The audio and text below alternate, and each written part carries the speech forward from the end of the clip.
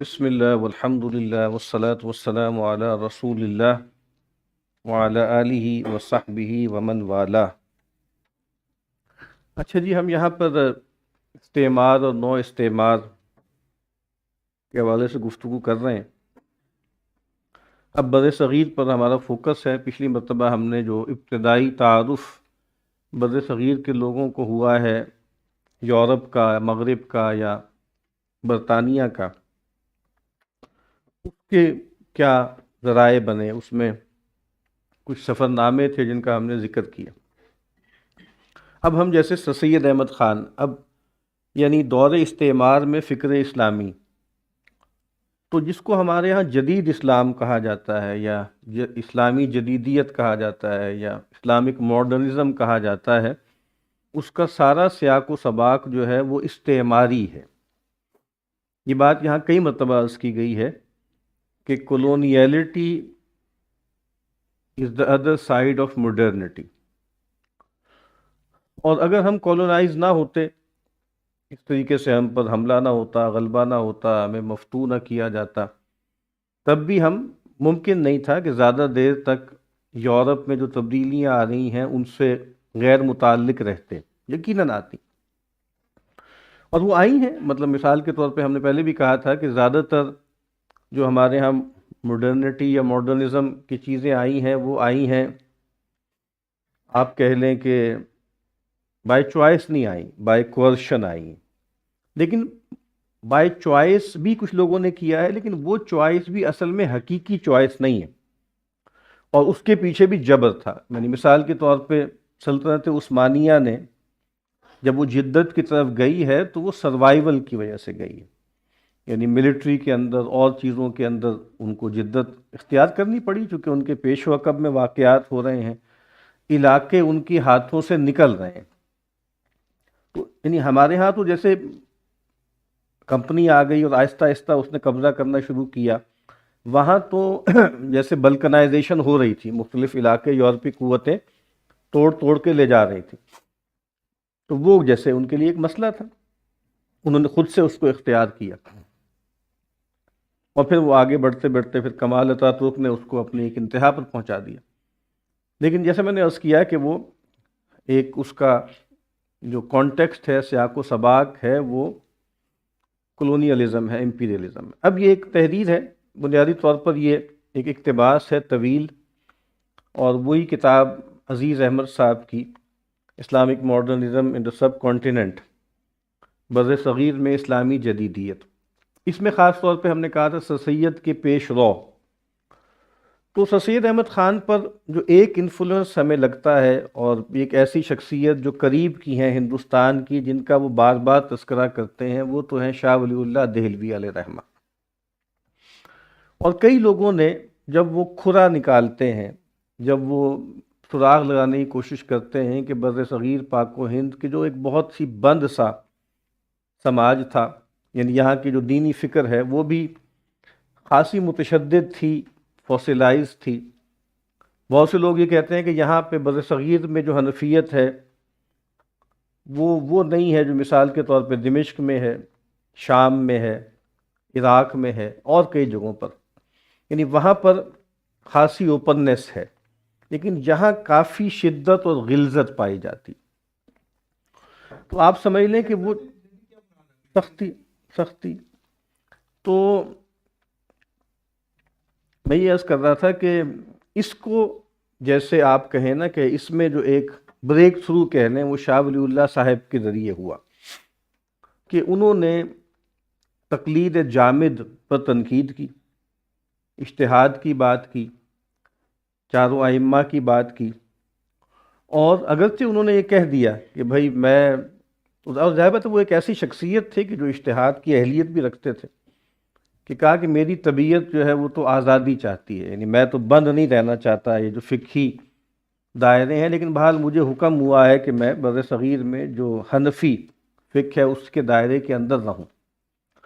ان کے ذریعے جو ایک عمل کہا جاتا ہے شروع ہوا، جس کو تلفیق کہا جاتا ہے، تلفیق بین المذاہب، یعنی آپ سمجھ لیں کہ انٹرمنگلنگ کہہ لیں، مختلف جو ہے فقہی مسالک اور مذاہب میں سے چیزیں لینا۔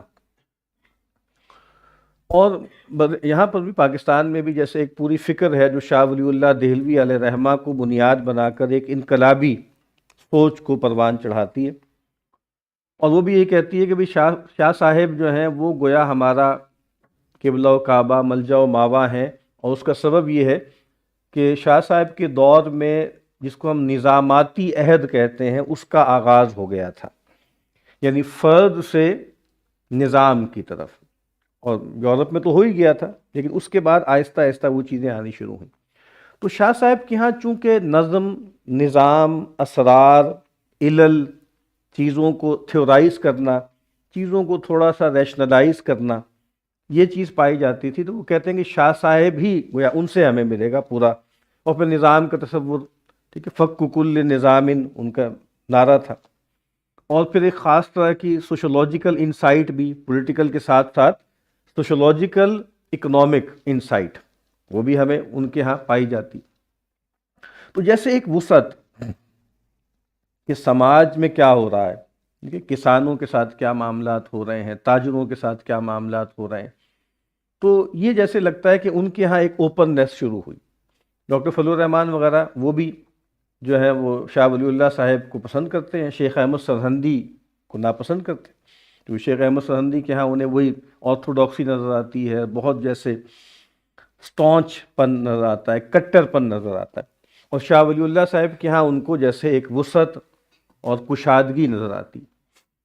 تو بہرحال یہ میں نے عرض کیا کہ شاہ ولی اللہ صاحب کا وہ تذکرہ کرتے ہیں، یعنی اور سرسید سے پہلے ایک شخصیت چونکہ ہم نے لکھا ہے نا کہ ان کے پیش رو، تو وہ ایک شخصیت ہے کرامت علی جون پوری، ان کا بھی تذکرہ اس میں آئے گا۔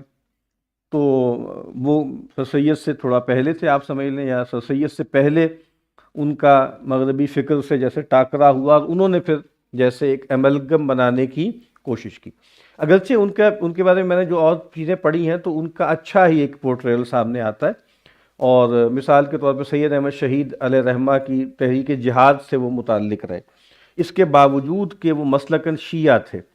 آپ کو پتہ ہے شاہ اسماعیل صاحب اور سید صاحب ان کی تو ظاہری بات ہے، کہا جاتا ہے کہ وہابیت کی ابتدا بر صغیر میں گویا ان کے ذریعے ہوئی ہے، تو کہاں وہابیت اور کہاں تشیع، لیکن بہرحال وہ یہ آئے۔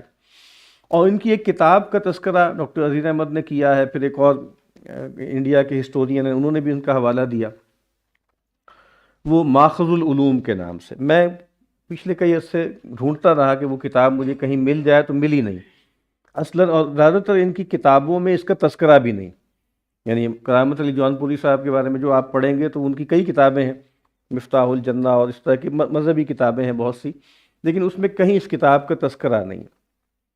پھر ایک اور صاحب ہیں، وہ جسٹس بنے، وہ تھوڑا ان کے بعد کے ہیں، وہ بھی کرامت حسین ہیں، تو وہ تھوڑا بعد کے ہیں، اور وہ جسٹس وغیرہ بھی بنے، اور وہ جیسے باہر بھی گئے، تو مجھے خیال ہوا کہ شاید یہ ان کا ذکر ہو رہا ہے، اور کرامت علی جون پوری اور ہیں، یہ کرامت حسین کوئی اور ہیں، لیکن بہرحال کیونکہ مجھے کسی اور جگہ سے بھی میں نے دیکھا ہے، کراس چیک کیا ہے، تو وہاں پر بھی کرامت علی جون پوری ہی لکھا ہوا ہے، اور وہی جو ان کی تاریخ پیدائش وغیرہ لکھی ہے وہ وہی ہے جو اور جگہوں پر بھی آتی ہے۔ تو بہرحال ماخذ العلوم کتاب فارسی میں لکھی گئی اور پھر انگریزی میں ترجمہ ہوئی، لیکن مجھے دونوں کتابیں نہیں مل سکیں، نہ کسی لائبریری میں مل سکیں اور نہ ہی جو ہے وہ سافٹ کاپی اس کی مل سکی۔ تو بہرحال کرامت علی جون پوری کا بھی اس میں تذکرہ آئے گا، اور پھر انہوں نے جس طریقے سے قرآن اور سائنس کے حوالے سے گفتگو کی ہے، آپ دیکھیں گے کہ اس کے بعد جو کچھ بھی اس بارے میں کہا گیا وہ اسی کی مختلف آپ سمجھ لیں کہ تشریحات ہیں، مزید اس کو طرح طرح سے کھولا گیا۔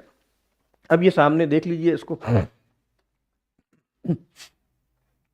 صدیوں کی اسلامی حکومت اور کسی حد تک مغلوں کی حریت پسندی کے باعث روایتی حنفی قانون شریعت شہنشاہ اورنگزیب کے دور میں فتاوی عالمگیری کے نام سے مرتب ہوا۔ یہ آپ کو معلوم ہے کہ ایک بڑا کام ہے، فتاوی عالمگیری مرتب کیا گیا۔ ہندو مرہٹوں نے بھی، اور یہ شاہ ولی اللہ صاحب کے جو والد تھے شاہ عبد الرحیم، کہا جاتا ہے کہ وہ بھی ان کے کمپائلرز میں شامل تھے۔ ہندو مرہٹوں نے بھی، جو کہ 18ویں صدی میں مغلوں کے زوال کے زمانے میں سب سے زیادہ غالب اور سب سے زیادہ پرآشوب قوت تھے، اس میں کوئی رخنہ اندازی نہیں کی۔ انہوں نے اپنے زیر اقتدار علاقوں کے لیے کوئی متبادل قانونی نظام وضع نہیں کیا، دیکھیں ایک بات تو یہ سمجھنے کی ہے نا کہ روایتی جو سلطنت تھی، مملکت تھی، ولایت تھی، وہ بار بار یہ بات عرض کی جاتی ہے کہ بہت کم دخیل تھی لوگوں کے معاملات میں، بہت تھوڑا سا اس کا حصہ تھا، اور جس کو ہم کہتے ہیں نا کہ پبلک لا، وہ تو بہت تھوڑا تھا، زیادہ جو تھا وہ پرائیویٹ لا تھا، اور جو پرائیویٹ لا تھا وہ مسلمان جو ہیں وہ فتاوی عالمگیریہ کے مطابق چلتے رہے، اس طریقے سے بندوبست اراضی اور باقی ساری چیزیں بھی اگر اس کے ذریعے ہو جائیں تو ہندوؤں کو اس میں کوئی مسئلہ نہیں ہے، کیونکہ جس طرح میں عرض کرتا ہوں کہ دخل بہت تھوڑا ہے۔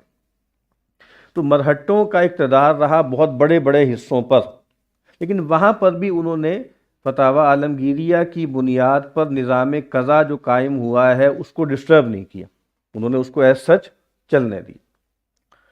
اسی روشنی میں مشہور و معروف مذہبی مقتدی شاہ عبدالعزیز خلف شاہ ولی اللہ کے دو متضاد فتووں کو پرکھا جا سکتا ہے۔ شاہ صاحب کے بڑے بیٹے شاہ عبدالعزیز، جنہوں نے دارالحرب کا فتویٰ دیا تھا کہ مرہٹوں کے زیر حکومت ہندوستان دارالاسلام کی حیثیت رکھتا ہے اور انگریزوں کے زیر تسلط دارالحرب قرار پاتا ہے۔ اب دیکھ لیں، غیر مسلم دونوں ہی ہیں، مرہٹے بھی ہیں اور یہ گوری چمڑی والے انگریز بھی ہیں، لیکن وہ اس کو کہتے ہیں کہ دارالاسلام ہی ہے، چونکہ بہرحال وہ قانون وہی چل رہا ہے، ٹھیک ہے، جبکہ یہ جو ہے یہاں کیا ہے، یہ دارالحرب ہو گیا ہے۔ وجہ کیا ہے وہ آگے بیان کر رہا ہوں۔ شہر دہلی میں ان کا مشہور فتویٰ جاری ہوا تھا جس میں اینگلو محمڈن قانون اور حکومت برطانیہ کی مذمت کی گئی تھی۔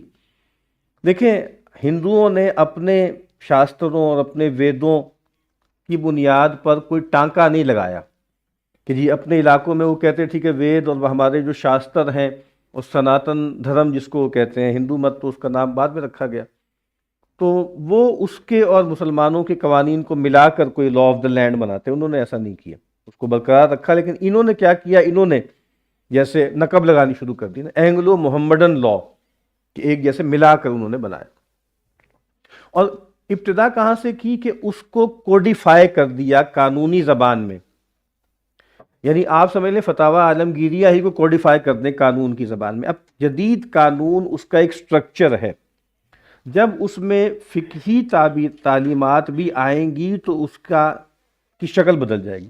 یہ جو بات ہم بار بار عرض کرتے ہیں کہ سٹرکچر اور میڈیم بہت اہم چیز ہوتی ہے۔ کسی دینی چیز کو آپ کسی جدید سٹرکچر میں لے آئیں، آپ کہیں گے ایز سچ ہی ہوگا، لیکن بس اب اس کو مدرسہ نہیں کہیں گے، اس کو ہم یونیورسٹی کہیں گے مثال کے طور پر، سب کچھ وہ ہوتا رہے گا۔ یہ یونیورسٹی نام رکھنے ہی سے اس میں کچھ چیزیں آہستہ آہستہ ایسی آنی شروع ہو جائیں گی جو ابھی آپ سمجھ نہیں رہے، کیونکہ وہ سٹرکچر ہے نا، وہ سٹرکچر اس میسج کے لیے کنڈیوسو نہیں ہے، یہاں سے مسئلہ پیدا ہوتا ہے۔ فتویٰ کیا ہے؟ یہاں اسلامی قانون قطعاً رائج نہیں ہے، اور عیسائی آقاؤں کا قانون ان معنوں میں بلا روک ٹوک جاری ہے کہ انتظامی اور دیوانی کے مقدمات اور سزاؤں کی تجویز میں غیر مسلموں کو پورا اختیار حاصل ہے۔ یہ الگ بات ہے کہ وہ مسلمانوں کی رسوم مثلاً جمعہ یا عیدین کی نماز، اذان اور حلال جانوروں کے ذبح میں مداخلت نہیں کرتے ہیں، لیکن ان کا خاص اصول منفعت کا حصول اور اعلیٰ اقتدار ہے۔ اس شہر سے لے کر کلکتے تک عیسائی حکومت کا غلبہ ہے۔ اب وہ کہتے ہیں کہ جی قانون اب ان کا آ گیا ہے، اور اگرچہ مسلمانوں کی جو مذہبی معاملات ہیں اس میں کوئی روک ٹوک نہیں ہے، اور دوسری چیز دیکھیں دو باتیں کی ہیں، منفعت کا اصول اور اعلیٰ اقتدار ہے۔ مرہٹے ہوں یا اس سے پہلے اور جو فاتحین ہیں، ان کا یہ مقصود نہیں ہوتا تھا کہ بھائی ہمیں کیپٹلائز کرنا ہے، جو لفظی کہاں سے آیا کیپٹلزم سے، کیپٹلائز کرنا ہے، کسی زمین کو کسی علاقے کو ایز اے ریسورس دیکھ کر اس کو ایکسٹریکٹ کرنا ہے، حملہ کیا، قبضہ کر لیا، اپنی ساتھ زمین شامل کر لی، معاملات چلتے رہے۔ یہ تو نہیں ہے نا کہ آپ نے لوٹنا ہے، پلنڈرنگ کرنی ہے، ایکسٹریکشن کرنی ہے ریسورسز کی، یہ نہیں تھا۔ اور پھر وہی بات کہ اعلیٰ اقتدار. آپ کو پتہ ہے کہ یہ وہ دور ہے کہ جب سوورینٹی کے تصورات آنے شروع ہو گئے، ٹھیک ہے، اور ایک سوورن ہونا چاہیے، اور اب اسٹیٹ جو ہے وہ سوورن ہے، اور اسٹیٹ وہ ہے جس کے پاس جو اسٹیٹ آف ایمرجنسی کا اختیار رکھتی ہے، اسٹیٹ وہ ہے جو مونوپولی آف وائلنس جس کے پاس ہے، وغیرہ وغیرہ. اب یہ سارے نئے تصورات ہیں جو آ رہے ہیں، اور اسی دور میں کمپنی بھی یہاں پر مؤثر ہو رہی ہے، وہ بھی اپنے اقتدار کو یہاں لے کر آ رہی ہے. یہ فتویٰ خالصتاً قانونی نہیں ہے، اس کا رنگ وسیع سیاسی نوعیت کا ہے. ان کے ایک شاگرد شاہ عبدالحی کا فتویٰ اس سے بھی زیادہ واضح ہے. کلکتہ اس کے ماتحت علاقے دشمن کا ملک ہے، دشمن کا ملک. وہاں مسلمان ہیں، ہندو ہیں جو رہ رہے تھے پہلے بھی، لیکن اب وہ اس کو کیا کہہ رہے ہیں کہ یہ دشمن کا ملک ہے. دشمن کسے کہہ رہے ہیں؟ وہ انگریز کو کہہ رہے ہیں. یہ فتوے راسخ العقیدہ علماء کے غم و غصے کے آئینہ دار تھے، جن کے نزدیک یہ صورتحال ان کے پشتینی اور زیر عمل حنفی قانون میں بے جا مداخلت کے مترادف تھی. ایک ڈینٹ پڑ رہا ہے نا، ٹھیک ہے، ایک انقطاع پیدا ہو رہا ہے. عرفان صاحب یہ کچھ اور آپ کو لوگ آئے، آپ کو ملا ہے ہینڈ آؤٹ ہے؟ اچھا.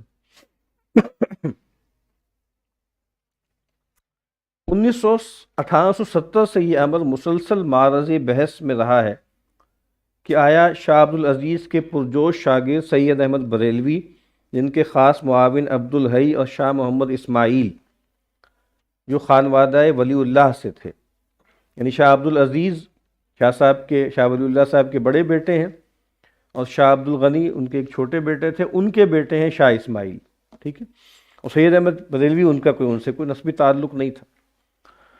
کہ تحریک مجاہدین کا مقصد بنیادی طور پر اصلاحی تھا، یا اس کے جنگ جویانہ مقاصد کا رخ خاص طور پر برطانیہ اور اسی قدر ہندوستان کے شمال مغربی سرحد کے سکھوں کے خلاف تھا. کیونکہ آپ کو پتہ ہے بہت سے لوگ ہیں جو وہابیت جس کو کہتے ہیں، ٹھیک ہے، وہابیت کے بارے میں کہتے ہیں کہ اس کا آغاز سید احمد بریلوی اور شاہ اسماعیل شہید کے ہاں سے ہوا ہے، اور اصلاً وہ ایک اصلاحی جماعت تھی. جیسے ہمارے یہاں بہت سے لوگ ہیں وہ کہتے ہیں کہ اہل حدیث حضرات بر صغیر میں اصلاً وہ کوئی مسلک یا وہ نہیں تھا، مذہب نہیں تھا، بلکہ ایک اصلاحی جماعت ہے. جیسے محمد بن عبد الوہاب علیہ رحمہ، ان کی جو کاوش تھی اس کو بھی کیا کہا جاتا ہے کہ وہ ایک اصلاحی کاوش ہے. اب یہ عزیز احمد یہ کہہ رہے ہیں کہ یہ ابھی واضح نہیں ہوتا کہ کچھ لوگ کہتے ہیں کہ وہ ایک اصلاحی کچھ، آپ کو پتہ ہے انہوں نے رد بدعت پر بہت کام کیا، اور پھر نکاح بیوگان پر اور بہت سی جو غلط رسمیں رائج ہو گئی تھی اس کے خلاف سید احمد شہید نے اور شاہ اسماعیل شہید نے اور شاہ عبدالحی نے بہت جیسے شدت سے کام کی. تو کیا یہ ان کا ریلیجس ریفارم ان کا مسئلہ تھا، یا یہ پولیٹیکل ڈیزائن تھے ان کے کہ بھئی جو سکھوں کی عملداری بڑھتی جا رہی ہے اس کو چیک کرنا ہے، اس کو جو ہے وہ کاؤنٹر کرنا. 20ویں صدی کی مسلم تاریخ نویسی نے ہندوستان اور پاکستان دونوں جگہ سید احمد بریلوی کو دشمن استعمار کے طور پر پیش کیا ہے، اور اس کی بنیاد اس غیر مطبوعہ خط و کتابت پر اس کے سفارتی انداز نگارش اور مواد کا صحیح اندازہ کیے بغیر قائم کی گئی ہے، جو انہوں نے افغانستان اور بخارا کے حکمرانوں سے کی ہے. یعنی انہوں نے سفارت کی، باقاعدہ خطوط لکھے، اور جیسے ایک خاص طرح سے آپ کہہ لیں کہ جس سے شاہ ولی اللہ صاحب نے جو ہے وہ احمد شاہ ابدالی کو بلایا، تو ایسے ہی جیسے ایک جیو پولیٹیکل آپ کہیں کہ الائنس بنانے کی سید احمد شہید کے ہاں بھی کچھ خط و کتابت ہمیں ملتی. بہرکیف اس میں کوئی شک نہیں کہ پنجاب میں سکھوں کی ریاست کا کلا کما ہونے کے بعد مجاہدین کی مسلسل مخالفت کا مسئلہ برطانیہ کو ورثے میں ملا. تو یہ بات آپ کو معلوم ہے کہ 1832 میں 31-32 میں واقعہ ہوا ہے، بالا کوٹ کا سانحہ ہوا ہے، لیکن اس کے بعد بھی جس کو آپ کہہ رہے ہیں کہ انسرجنسی ختم نہیں ہوئی، چلتی رہی ہے. علماء صادق پور اور بہت سے لوگ تھے جو ان سے متعلق تھے اس تحریک شہیدین سے. اس پر بڑی اچھی کتاب غلام رسول مہر صاحب کی ہے، وہ دیکھی جا سکتی ہے. اس میں تفصیل سے وہ بتاتے ہیں کہ اس کے کیا کیا اثرات جو ہیں وہ سامنے آئے. فی الواقع شاہ عبدالعزیز اور ان کے شاگردوں کا بشمولیت مجاہدین برطانیہ کے ساتھ انداز غیر یقینی اور متزلزل تھا. یعنی وہ چیز جس کو ہمارے ہاں کہا جاتا ہے نا کہ رویہ ایسا تھا کہ جو بالکل یکسو نہیں تھا، ایک جیسے ایمبیولنس ہوتی ہے، دو جذبیت کہہ لیں، کہ دونوں طرح کی چیزیں، دونوں طرح کے ٹرینڈ ہمیں مل جاتے ہیں۔ اس عالم ربانی نے ایک فتوے کے ذریعے مسلمان طلبہ کو برطانوی اسکولوں میں داخلہ لینے کی اجازت دے دی تھی۔ اب نئے جو انگریز یہاں پر آ کر مدرسے قائم کر رہے ہیں، اسکول قائم کر رہے ہیں، تو جب ان سے پوچھا گیا کہ بھئی کیا یہاں پڑھا جا سکتا ہے، کیا مسلمان اپنے بچوں کو یہاں بھیج سکتے ہیں، انہوں نے کہا کہ ہاں بھیج سکتے ہیں۔ اچھا، ان کے بھتیجے شاہ محمد اسماعیل نے برطانیہ کے ساتھ اس وقت تک وفاداری نبھانے کی اجازت دے دی تھی جب تک وہ مسلمانوں کی آزادی میں رکاوٹ نہ ڈالیں۔ اب آزادی سے مراد کیا ہے؟ یعنی مسلمانوں کی جو دینی معاملات ہیں، جب تک وہ اس میں انٹروڈ نہیں کرتے، کرنے دیں ان کو۔ جیسے میں نے پہلے بھی عرض کیا تھا کہ روایتی طور پر کیونکہ خیال یہ کیا جاتا تھا کہ کوئی نیا فاتح آتا ہے، حاکم آتا ہے، اگر وہ روایتی پن پر رہے گا تو بہت زیادہ انٹرفیئرنس نہیں کرے گا، لیکن ہم دیکھتے آ رہے ہیں، ہم نے یہاں ماسک آف کانکویسٹ کی بات کی اور کتابوں کی بات کی اور کولونیل فارمیشن آف نالج کی بات کی، کہ اتنا بڑا امپائر انہوں نے کھڑا کیا، اس کے لیے اتنی زیادہ موڈیلٹیز استعمال کی، جس میں سینسس ہے، جس میں ایجوکیشن ہے، جس میں میڈیکل سائنس ہے، جس میں جو ہے وہ اسٹیٹسٹیکل سروے ہے، جس کے لیے جیولوجیکل سروے ہے، کیا کچھ نہیں انہوں نے کیا۔ تو یہ بہت زیادہ انفلوئنس ہے نا۔ ایک روایتی آدمی اس کو لگ رہا ہے کہ بس ٹھیک ہے جی، ہمارے حکمران نااہل ثابت ہوئے، غیر قوم کا کوئی آدمی آ کر ہم پر حاکم ہو گیا، تو من جملہ ہمارے معاملات ٹھیک ہی چلتے رہیں گے، جیسے پہلے حاکم آتے تھے بہت کم دخیل ہوتے تھے اپنی رعایا کی زندگیوں میں۔ لیکن اب وہ یہ سمجھ نہیں رہے نا کہ اب اسٹیٹ، ماڈرن اسٹیٹ بنتی جا رہی ہے، اور اس میں اب بظاہر تو آپ کو ایسے لگتا ہے نا کہ آپ رعایا کا لفظ جب بولتے ہیں تو بڑی جیسے گھٹیا سی بات، رعایا جیسے غلام اور کوئی بہت ہی اپریسڈ قسم کے لوگ۔ تو وہ جو جس کو آپ سبجیکٹ کہتے تھے، جس کو آپ رعایا کہتے تھے، وہ بہت زیادہ آزاد تھی ایک ماڈرن سٹیزن کی نسبت۔ یعنی اس کو بڑا کارنامہ بتایا جاتا ہے کہ یہ ماڈرن سٹیٹ کے آنے کے بعد اب آپ رعایا نہیں رہے، اب آپ ایک آزاد شہری ہیں جن کے حقوق ہیں فلاں فلاں فلاں۔ تو حقوق جتنے دیے ہوں گے، لیکن جتنا جبر اور جتنی پابندیاں عائد کی ہیں جدید سٹیٹ نے، اس کا کوئی تصور نہیں تھا ملوکیت کے عہد میں۔ یہ بات لوگوں کو سمجھ میں نہیں آتی، اور ہم بار بار یہ کہتے ہیں کہ مطلق العنانی، مطلق العنانی، کون سی مطلق العنانی ہے؟ کیا کرتے تھے بادشاہ جو سٹیٹ کرتی ہے؟ تو state is a new God, وہ تو خدا کی جگہ لے چکی ہے، مطلب پورا انسان مانگتی ہے، پورا انسان۔ یعنی آج آپ بیٹھ جائیں کہیں پر بیٹھ کر چائے خانوں میں، مطلب آپ بات نہیں کر سکتے۔ مثال کے طور پہ آپ، یعنی سٹیٹ آپ کو بتائے گی کہ جمعے کے خطبے میں کون سی بات کرنی ہے، کون سی نہیں کرنی۔ یعنی آپ مذہبی آدمی ہیں، آپ اریانی فاشی کے خلاف بولتے رہتے ہیں، لیکن اگر آپ نے جمعے کے خطبے میں تفصیل سے تقریر کر دی سعودی عرب میں جو کچھ آ رہا ہے، اور آپ نے MBS کا نام لے دیا، تو شاید آپ کو یعنی کال تو آئے گی لازماً، بھئی دھیان کریں۔ یعنی اب یعنی یہ بات کہ آپ ایک مذہبی معاملے پہ بات نہیں کر سکتے نا، کیونکہ وہ ایک ریاست ہے، وہ ریاست آپ اس کے باج گزار ہیں، وہ امریکہ کی باج گزار ہے، آپ اس کے باج گزار ہیں، آپ تو مزید نیچے ہیں نا۔ تو یعنی میں ایک سادہ سی بات کر رہا ہوں، کہاں گفتگو ہو رہی ہے؟ کوئی گفتگو نہیں ہو رہی۔ آرٹیکلز بھی نہیں لکھ سکتے، نام بھی نہیں لکھ سکتے کھل کے کہ محمد بن سلمان صاحب کیا کر رہے ہیں۔ وہ ہمارے ملک کے تو نہیں ہے نا، لیکن کر کے دیکھ لیں۔ میں نے غزہ کے بارے میں آپ جلوس نکال لیں تو آسان بات نہیں ہے کہ وہ نکل کے جلوس نکال لیں، پہ بھی باس پوچھو، ہلکی پھلکی جو آپ کو کام کر لیں تو کر لیں، نہیں ہے تو آپ دیکھتے نہیں روز جو ہے وہاں پہ لوگوں کو اٹھا اٹھا کے لے جاتے ہیں۔ باتیں آپ یہ کرتے ہیں کہ جی ہمارے دل ان کے ساتھ دھڑکتے ہیں، یعنی آپ گفتگو سنیں تو ہم جی ہم ان کے ساتھ ہیں، ان کے ساتھ، لیکن آپ ایک مظاہرہ نہیں کر سکتے۔ یہ سٹیٹ ہے، یعنی بند کمروں میں بیٹھ کر آپ کچھ موضوعات کو ڈسکس کرنا کی ہمت نہیں ہو رہی ہے آپ کو، اتنی زیادہ سرویلنس ہے۔ اور پھر ٹیکنالوجی نے اس سرویلنس کو اتنا بہت آسان کر دیا کہ ہر چیز جو ہے وہ ہر جگہ جو ہے پہنچ جاتی ہے۔ تو بہرحال کہنے کا مطلب یہ ہے کہ ان کو ایسے لگا کہ جب تک وہ ہمیں آزادی دیتی ہے تو کوئی مسئلہ نہیں۔ اچھا جی، یہ فتویٰ ماقبل کے فتووں کے بالکل متضاد تھا، حتیٰ کہ ایک موقع پر شاہ عبد الحی نے اپنے اتالیق شاہ عبد العزیز کی اجازت سے برٹش ایسٹ انڈیا کمپنی کی ملازمت بھی کی تھی۔ یعنی شاہ عبد الحی تو بڑے آدمی تھے نا اس پوری تحریک کے، انہوں نے باقاعدہ شاہ عبد العزیز صاحب کی اجازت سے باقاعدہ ملازم ہو گئے۔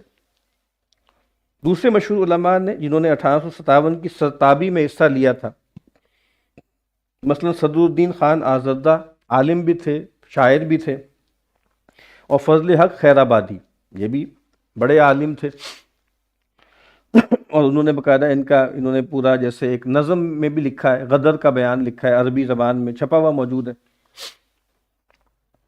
تو مختلف اوقات میں کمپنی کے تحت دیوانی کے مناصب قبول کیے تھے۔ 18ویں صدی کے اواخر اور 19ویں صدی کے اوائل میں مسلمانوں کا مغربی اداروں سے انحراف اتنا بے لچک نہیں تھا جتنا سمجھا جاتا ہے۔ اودھ کے عیش پرست حکمرانوں نے موجودہ سائنسی معلومات میں کچھ دلچسپی لی تھی۔ آصف الدولہ کی سرپرستی میں نیوٹن کی پرنسپیہ کا عربی میں ترجمہ ہوا۔ اس کے جانشین سعادت علی خان نے لکھنؤ میں ایک رصدگاہ تعمیر کرائی، اور اس شہر میں غازی الدین حیدر نے بھی ایک رصدگاہ تعمیر کرائی۔ وہ مغربی اور مشرقی لسانیاتی علوم کا مربی بھی تھا۔ مطلب آہستہ آہستہ تبدیلی آ رہی ہے، انٹرنل چینج ہو رہا ہے کہ وہ نئی چیزوں کو اختیار کر رہے ہیں۔ یعنی ہمیں جو جیسے ایک گلہ سا محسوس ہوتا ہے نا، کہ اگر آپ یہ کہتے ہیں کہ وحدانی نظام تعلیم تھا اور وہ جو بھی اس میں دنیا کا علم بھی تھا، تو دنیا کا علم تو بہت زیادہ بدل چکا تھا نا خارج میں، تو آپ نے اس کے مطابق کیوں نہیں آپ اپڈیٹ کیا؟ تو وہ کچھ جگہوں پہ جیسے ہو رہا تھا تھوڑا بہت۔ رصدگاہ وہ جس کو کیا بولتے ہیں، آبزرویٹری جس کو بولتے ہیں۔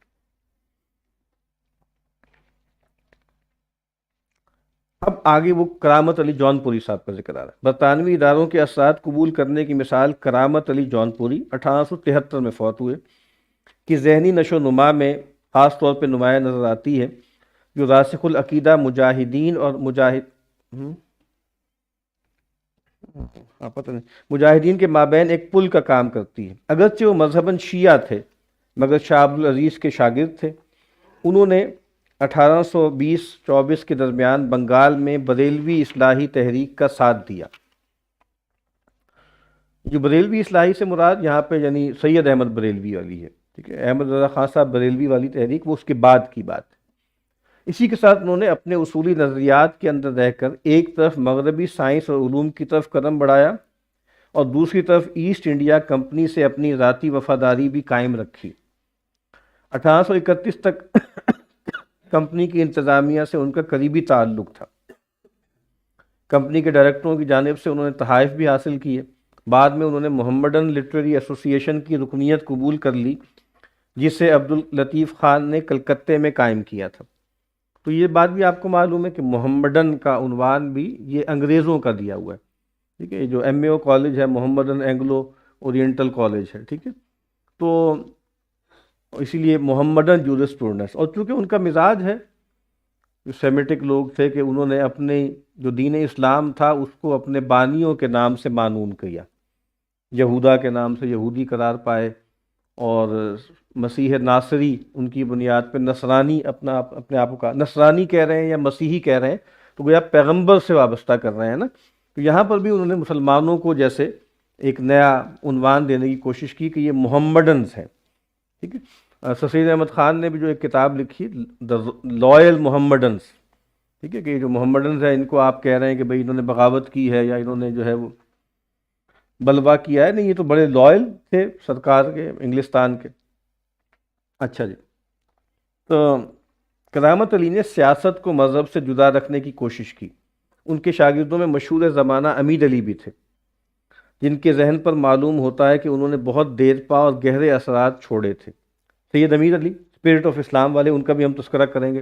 وہ کتاب بہت اہم ہے اور کئی لحاظ سے جیسے اسلامی جدیدیت کی بائبل بھی ہم اس کو کہہ سکتے ہیں، کیونکہ ایک بڑا مسئلہ اسلامک ماڈرنزم میں جورسپروڈنس کا ہے، فقہ کا ہے، شریعت کا ہے، تو اس میں انہوں نے بہت کچھ اس میں کہا ہوا ہے۔ پھر خاص طور پہ ایک بڑا مسئلہ جو ہے وہ عالمی انٹرنیشنل لاء میں وہ جہاد اور قتال کا بھی ہے، تو قتال کے حوالے سے بھی جو اپولوجیٹکس وہاں پہ انہوں نے گھڑی ہیں وہ آج تک لوگ اس کو دہراتے چلے آ رہے ہیں، امید علی نے۔ اور بہت پڑھے لکھے آدمی تھے۔ کرامت علی کی ماخذ العلوم اگرچہ جنگ آزادی کے بعد 1875 میں لکھی گئی ہے، لیکن وہ ان کی اس ذہنی قربت کی عکاسی کرتی ہے جو 1857 کی اس سیاسی اور ثقافتی خط امتیاز کے پیدا ہونے سے پہلے بہت پختہ ہو چکی تھی۔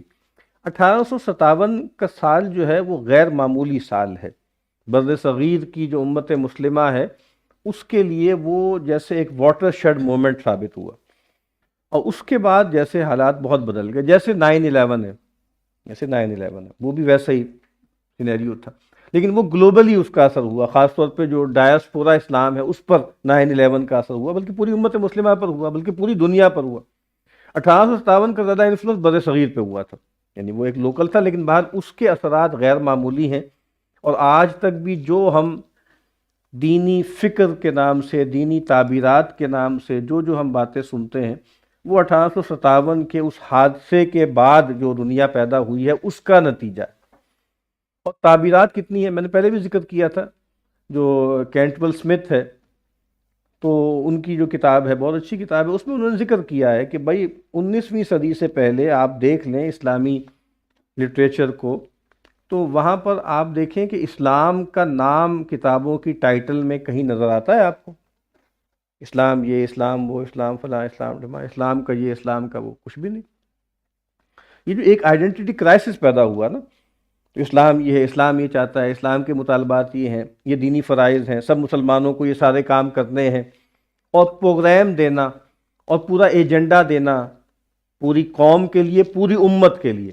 اب آپ دیکھیں نا، اس وقت بھی ہمارے ہاں جو لوگ ہیں وہ بہت بڑا بناتے ہیں، سائز بہت بڑا ہوتا ہے نا ان کے بیانیے کا، کہ امت مسلمہ، اس کی نشت ثانیہ، اس کا غلبہ، نظام خلافت گلوبل لیول پر، اس کے لیے یہ چیزیں کرنی، اور ہر مسلمان پر جو ہے وہ فلاں فلاں ذمہ داریاں دینی عائد ہوتی ہیں۔ یہ جو تعبیرات دین کا ایک جنگل سے اگایا ہے، یہ سب بھی اس واقعے کے بعد یہ سارا قصہ شروع ہوا۔ مطلب لوگوں کو پتہ ہے اسلام کیا ہے، دین کیا ہے، ان کو جزوی طور پر اسلام کے بارے میں مختلف شعبوں میں رہنمائی درکار ہے، تو بھئی وہ بتائیں گے جی بیوع میں یہ مسئلہ ہے، اور جناب عشر کا مسئلہ یہ ہے، بیع و شرع کا مسئلہ یہ ہے، زکوٰۃ کے مسائل یہ ہیں، نماز کے یہ ہیں، جنائز کے یہ ہیں، الگ الگ بات ہوگی، ٹھیک ہے۔ لیکن یہ بات کہ ایک بہت بڑا کل بنا کر آپ کلی پورے اسلام کے بارے میں ایک بات بیان کریں، اسلام تو بس یہ ہے، تو یہ ہم بات پہلے بھی کہہ چکے ہیں، یہ انداز مڈرنٹی کا ہے، ریڈکشنزم۔ اسلام تو بس نام ہے انقلاب کا، اسلام تو بس نام ہے تزکیے کا، اسلام تو نام ہے دعوت کا، اسلام تو نام ہے جہاد کا، ٹھیک ہے۔ تو یہ جو تصور ہے، یہ ریڈکشنزم بھی اس کے بعد ہی پیدا ہوا۔ اچھا جی، وہ اس مفروضے کو پروان چڑھاتے ہیں کہ خلاق مطلق جو ہے کون ہے؟ خلاق مطلق کون ہے جی؟ اللہ تعالیٰ جملہ علوم کا سرچشمہ ہے۔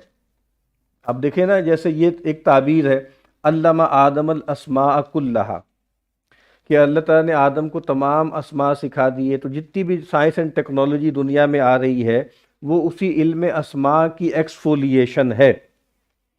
اچھا، جب آپ یہ تعبیر کریں گے تو اس کے اندر جیسے ازنس کے ساتھ ایک آٹنس بھی پیدا ہو جاتی ہے، ٹھیک ہے، یعنی یہ اس کا مطلب یہ ہے کہ یہ فیکٹ بھی ہے اور یہ ویلیو بھی ہے، یہ جو ہو رہا ہے یہی ہونا چاہیے تھا، اور یہی قرآن بھی چاہتا ہے اور یہ دین بھی چاہتا ہے۔ مطلب جو کچھ دنیا میں نئی ڈیولپمنٹس ہو رہی ہیں سائنس اینڈ ٹیکنالوجی میں، سوشل سائنسز میں، نیچرل سائنسز میں، یہ مطلب آدم کو جو علم دیا گیا تھا اسی کی چونکہ ایکسٹینشن ہے، اس وجہ سے، اور اصل میں تو یہ سب کچھ ہمیں کرنا چاہیے، یعنی ہم جو ہر وقت شرمندہ گھومتے ہیں اس کا سبب کیا ہے؟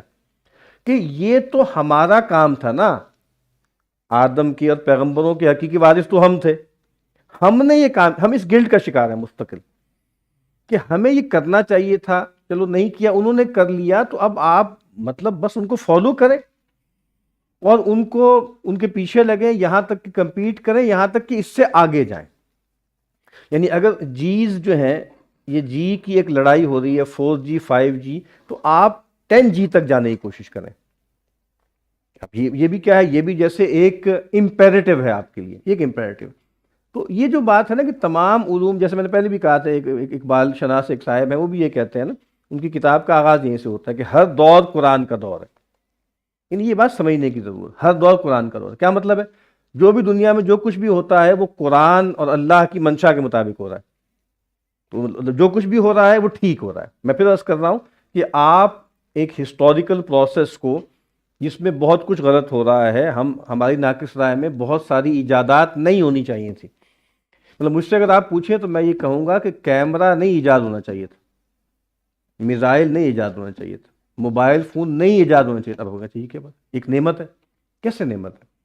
یعنی روکن اگر میں آپ سے عرض کر دوں نا کہ پیغمبر اور قرون اولا جس کو ہم کہتے ہیں، قرون مشہود لہا بالخیر، پیغمبر کا زمانہ، صحابہ، تابعین، اس دور کے بعد جو کچھ دنیا میں مادی لحاظ سے تبدیلی اور ترقی ہوئی ہے، ہماری ناقص رائے میں اس کا ہونا نہ ضروری تھا، نہ مطلوب تھا، نہ اس کا ہونا کوئی ویلیو نیوٹرل ہوگا۔ بات سمجھ میں آ رہی ہے آپ کی؟ یعنی اگر فریز ہو جاتا پیغمبر کے دور کا تمدن اور کوئی ایجادات نہ ہوتی تو ہمیں کیا پریشانی ہے؟ مطلب ہم نے کیوں اس کو سر پہ سوار کر لیا کہ یہ سب پازیٹیو ہو رہا ہے؟ مطلب میرے نزدیک تو پیغمبر کے دور کے بعد جو کچھ ہوا ہے اس کے اندر نارمیٹیوٹی نہیں ہے۔ کیسے نارمیٹیوٹی ہو گئی؟ مطلب اگر آپ کہیں کہ بھئی وہی دور رہتا تو کیا دقت تھی؟ بھئی الٹرا ساؤنڈ نہیں تھا، اور جناب فلاں جو ہے نائف ایجاد نہیں ہوئی تھی کینسر کو ختم کرنے کے لیے، راکٹ نہیں ہوا تھا، کیا ہوا؟ ہم یہ نہیں کہہ رہے کہ بھئی تمدن جا رہا ہے تو آپ نے ہتھیاروں کو نہیں بدلنا، بدلیں، وہ سب کریں، لیکن اس کے اندر آٹنیس کہاں سے آ گئی؟ ہماری ناقص رائے میں آٹنیس صرف ایک ٹیکنالوجی میں آپ کے اوپر آتی ہے، وہ جنگی ٹیکنالوجی ہے، اس میں ایک جبر ہے، اس میں شریعت کا ایک حکم ہے۔ بار بار ہمیں لگتا ہے کہ اعدوا لہم ما استطعتم من قوۃ، اور اس میں بھی بدقسمتی کیا ہے کہ چونکہ اختیار ان لوگوں کے ہاتھ میں ہے، وہ کسی مورلٹی کو نہیں مانتے، کسی اخلاقیات روحانیات کو نہیں مانتے، تو بدقسمتی سے ہمیں بھی پھر وہ سب کرنا پڑ رہا ہے کہ جو ناجائز ہے، ہمیں بھی ویپنز آف میس ڈسٹرکشن بنانے پڑ رہے ہیں۔ لیکن آپ کم از کم آپ اس کو استرار کی جگہ پہ رکھیں نا، آپ اس کو فخر کا مقام کیوں بنا رہے ہیں، یا آپ اس پر شرمندہ کس بات پہ ہو رہے ہیں؟ تو میں بتا ہی رہا ہوں کہ یہ جو ان کا جملہ ہے نا، یہ بہت بنیادی ہے، اور یہ آج مولانا وحید الدین خان صاحب تک بھی یہی ریپیٹ ہو رہا ہے، وہی بیانیہ جو ہے وہ آگے چلتا چلا جا رہا ہے۔ اچھا جی، یہ جو ہے نا کہ خلاق مطلق جملہ علوم کا سرچشمہ ہے، وہاں سے آیا جو کچھ بھی آیا، ٹھیک ہے۔ نیوکلیر ٹیکنالوجی بھی وہیں سے آئی ہے، ٹھیک ہے۔ یہ جو آپ سمجھ لیں کہ یہ جتنی جو بایو ٹیک ہے وہ بھی وہیں سے آئی ہے، انفو ٹیک بھی وہیں سے آئی ہے، ٹھیک ہے، ابھی سب وہیں سے آیا ہے۔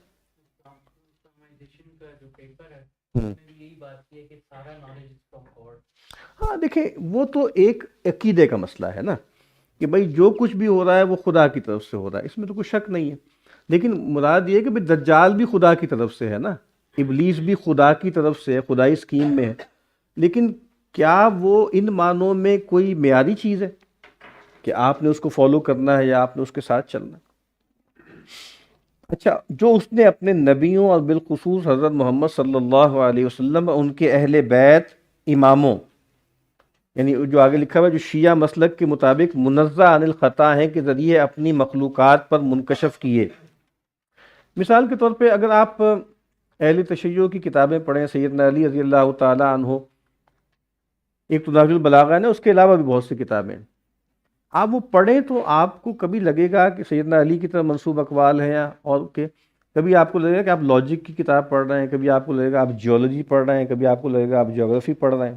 اس میں اتنا کچھ جو ہے وہ اس کو کہتے ہیں نا انتحال ہوا ہے، اتنا کچھ اس میں ایڈ ہو گیا ہے کہ ہر دور کا جو علم تھا نا، منطق تھی اور فلسفہ تھا، وہ سب اٹھا کے سیدنا علی اور اپنے ائمہ کے منہ میں ڈال دیا۔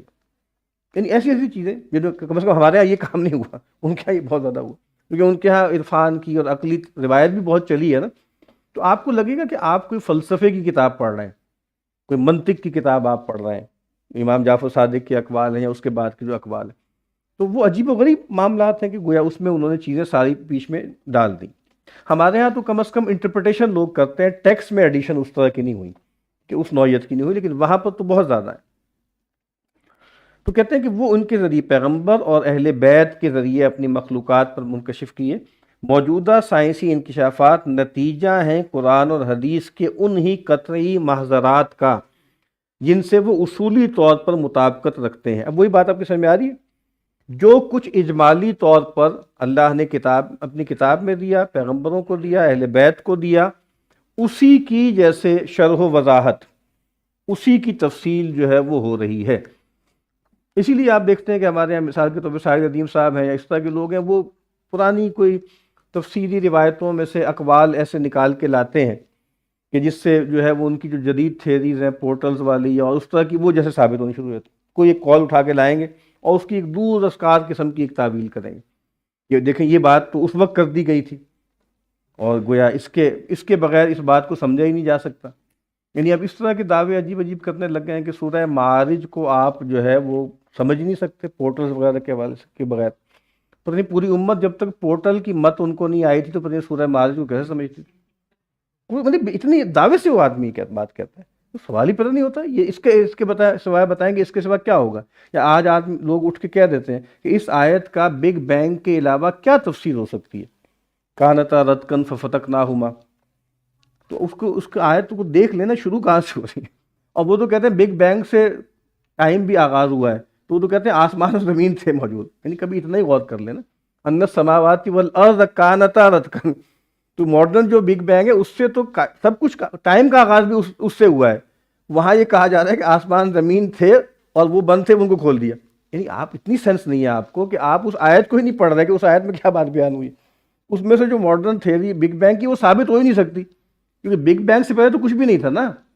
بگ بینگ تو جیسے وہ حرف کن ہے جس سے گویا کائنات شروع ہوئی ہے، تو وہ تو کہہ رہے ہیں کہ آسمان زمین پہلے موجود ہیں، وہ بند تھے، ففتقناہما، اس فتق کو انہوں نے بگ بینگ کہنا شروع کر دیا۔ تو یہ بہت احمقانہ بات ہے، لیکن یہ اتنی عام بات ہے، اور ایک جیسے لوگ سمجھتے ہیں کہ بھئی جیسے بگ بینگ والی آیت کون سی ہے تو وہ بتا دیں گے بگ بینگ والی آیت یہ ہے، وہ اسی طرح بیان کریں گے۔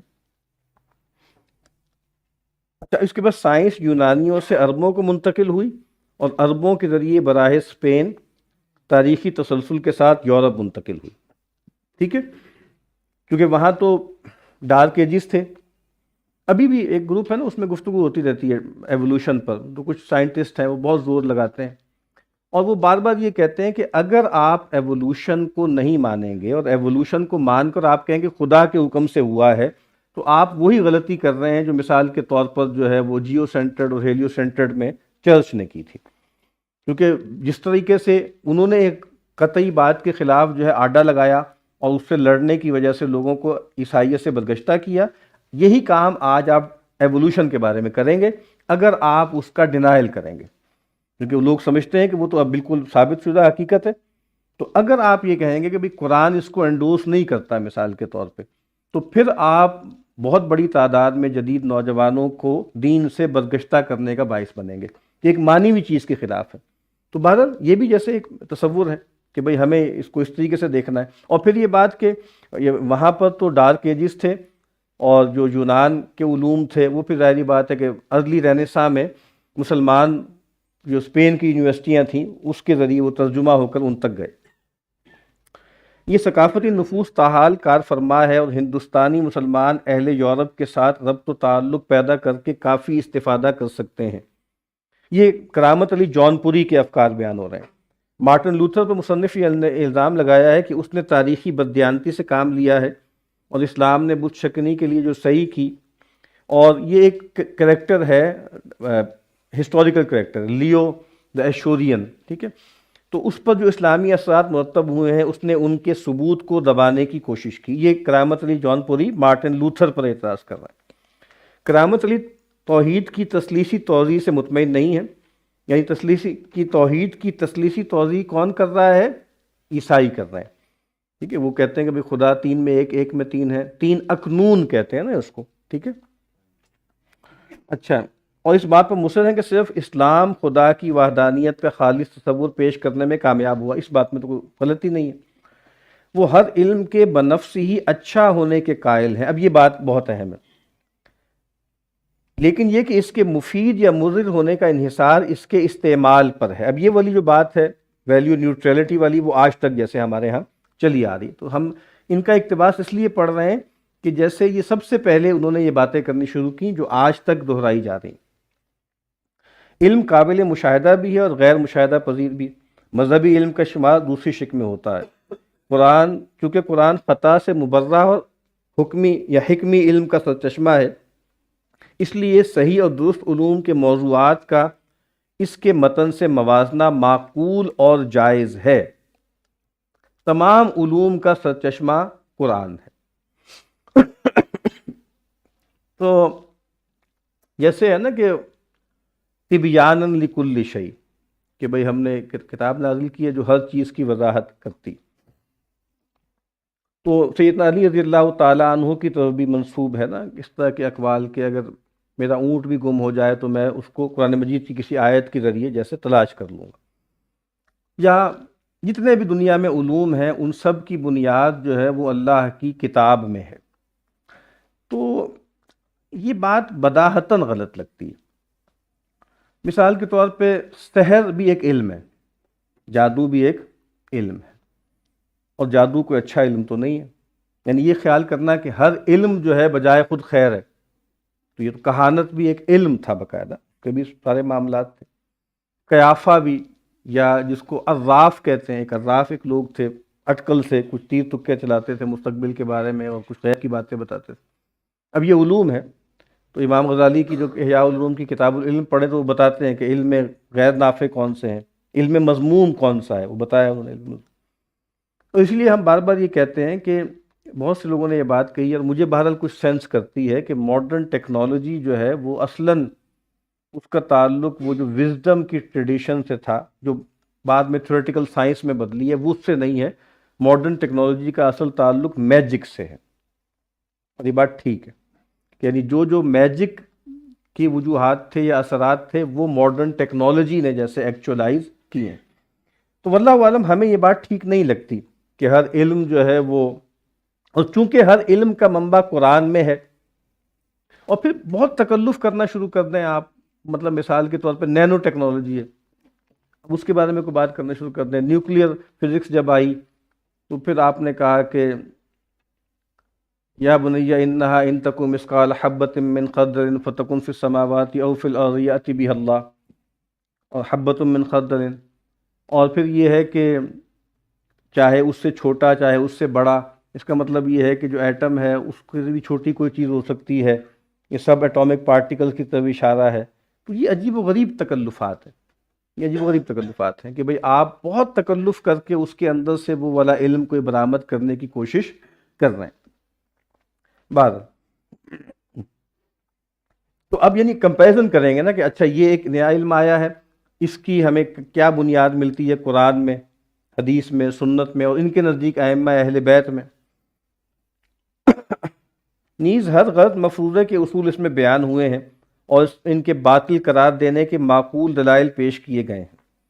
جدید طبیعات کی جانب رہنمائی قرآن اور حدیث کے ذریعے حاصل کی جا سکتی ہے، جو یہ بتاتا ہے کہ سیاروں اور ستاروں پر بھی آبادیاں ہیں، اور جو کچھ اس دنیا میں موجود ہے وہاں بھی نہایت اعلیٰ اور برتر حیت اور صورت میں موجود ہے. قرآن میں بصریات اور تناظرات کے متعلق بھی اشارات ملتے ہیں. اب یہ ایک اقتباس ہے باقاعدہ کتاب میں سے، ماخذ العلوم کرامت علی جونپوری صاحب.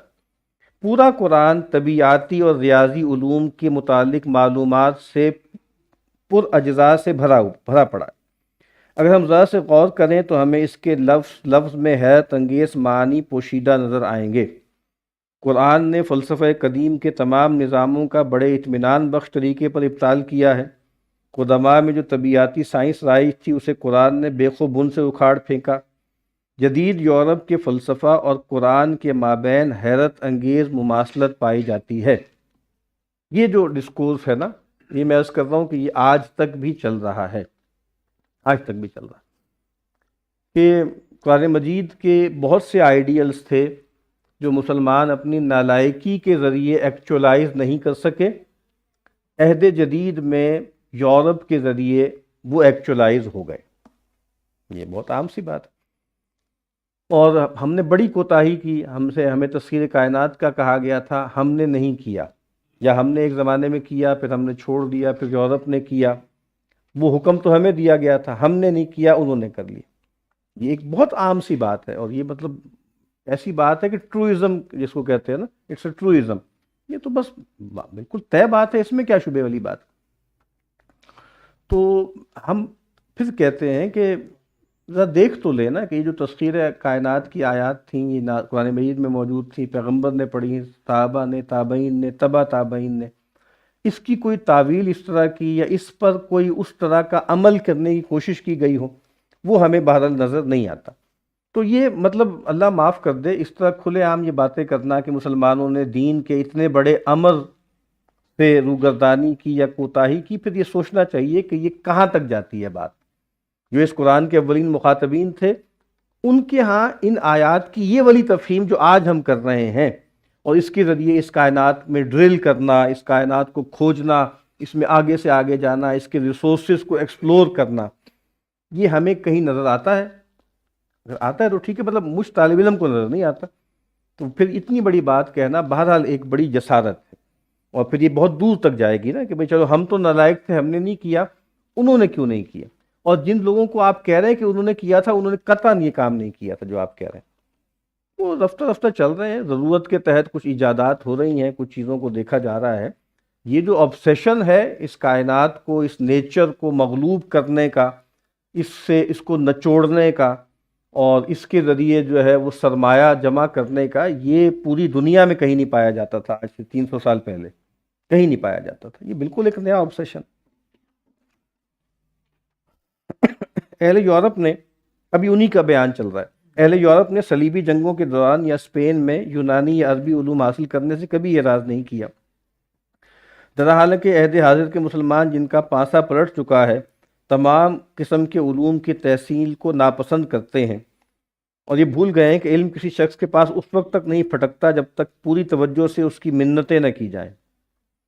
یعنی مسلمان غافل ہیں، ٹھیک ہے، یہ بات تو کہی جا سکتی ہے کہ بھئی جو جدید علم تھا اور جس کی بنیاد پہ اب سروائیول بھی ضروری تھا، اس پر ایک ضروری توجہ دینی چاہیے تھی، وہ نہیں دی گئی، اور اسی کا نتیجہ یہ ہے کہ طاقت کا ایسا عدم توازن پیدا ہوا کہ آپ ایک چھوٹی سی اقلیت، بہت تھوڑے سے فوجی یہاں پہ آئے، اور یہاں لاکھوں کی فوج تھی لیکن وہ اس کے آگے ڈھیر ہو گئی۔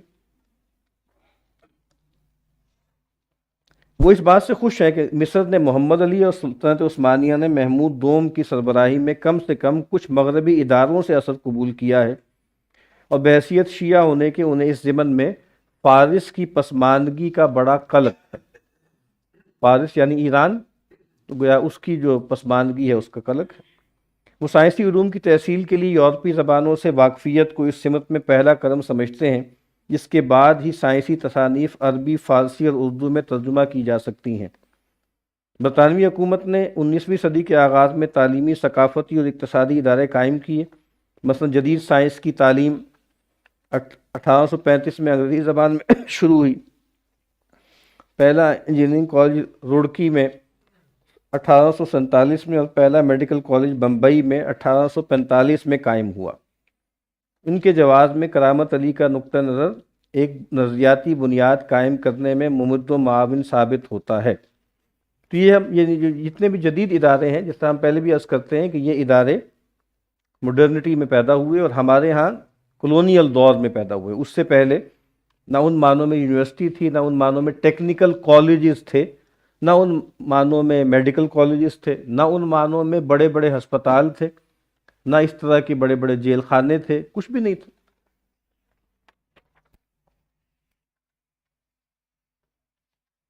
آگے کیا ہے؟ آگے کہاں سے شروع ہوتا ہے؟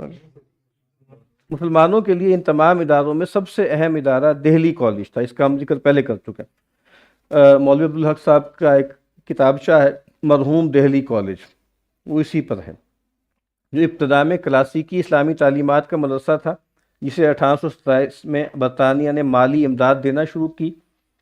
اس اسکول میں اردو زبان ذریعہ تعلیم تھی، اور انگریزی بطور ضمنی مضمون کے سکھائی جاتی تھی۔ یعنی آج بھی جو اس وقت ڈیبیٹ چل رہی ہے مجمع العلوم میں اور جناب وفاق المدارس میں، بلکہ تنظیم اتحاد مدارس میں، وہ یہی والی ہے کہ وہ جو آپ کہتے ہیں نا کہ جی اونٹ کو اگر آپ جو ہے وہ لے آئیں گے آہستہ آہستہ خیمے میں، تو پھر اونٹ رہے گا اور مالک باہر نکل جائے گا۔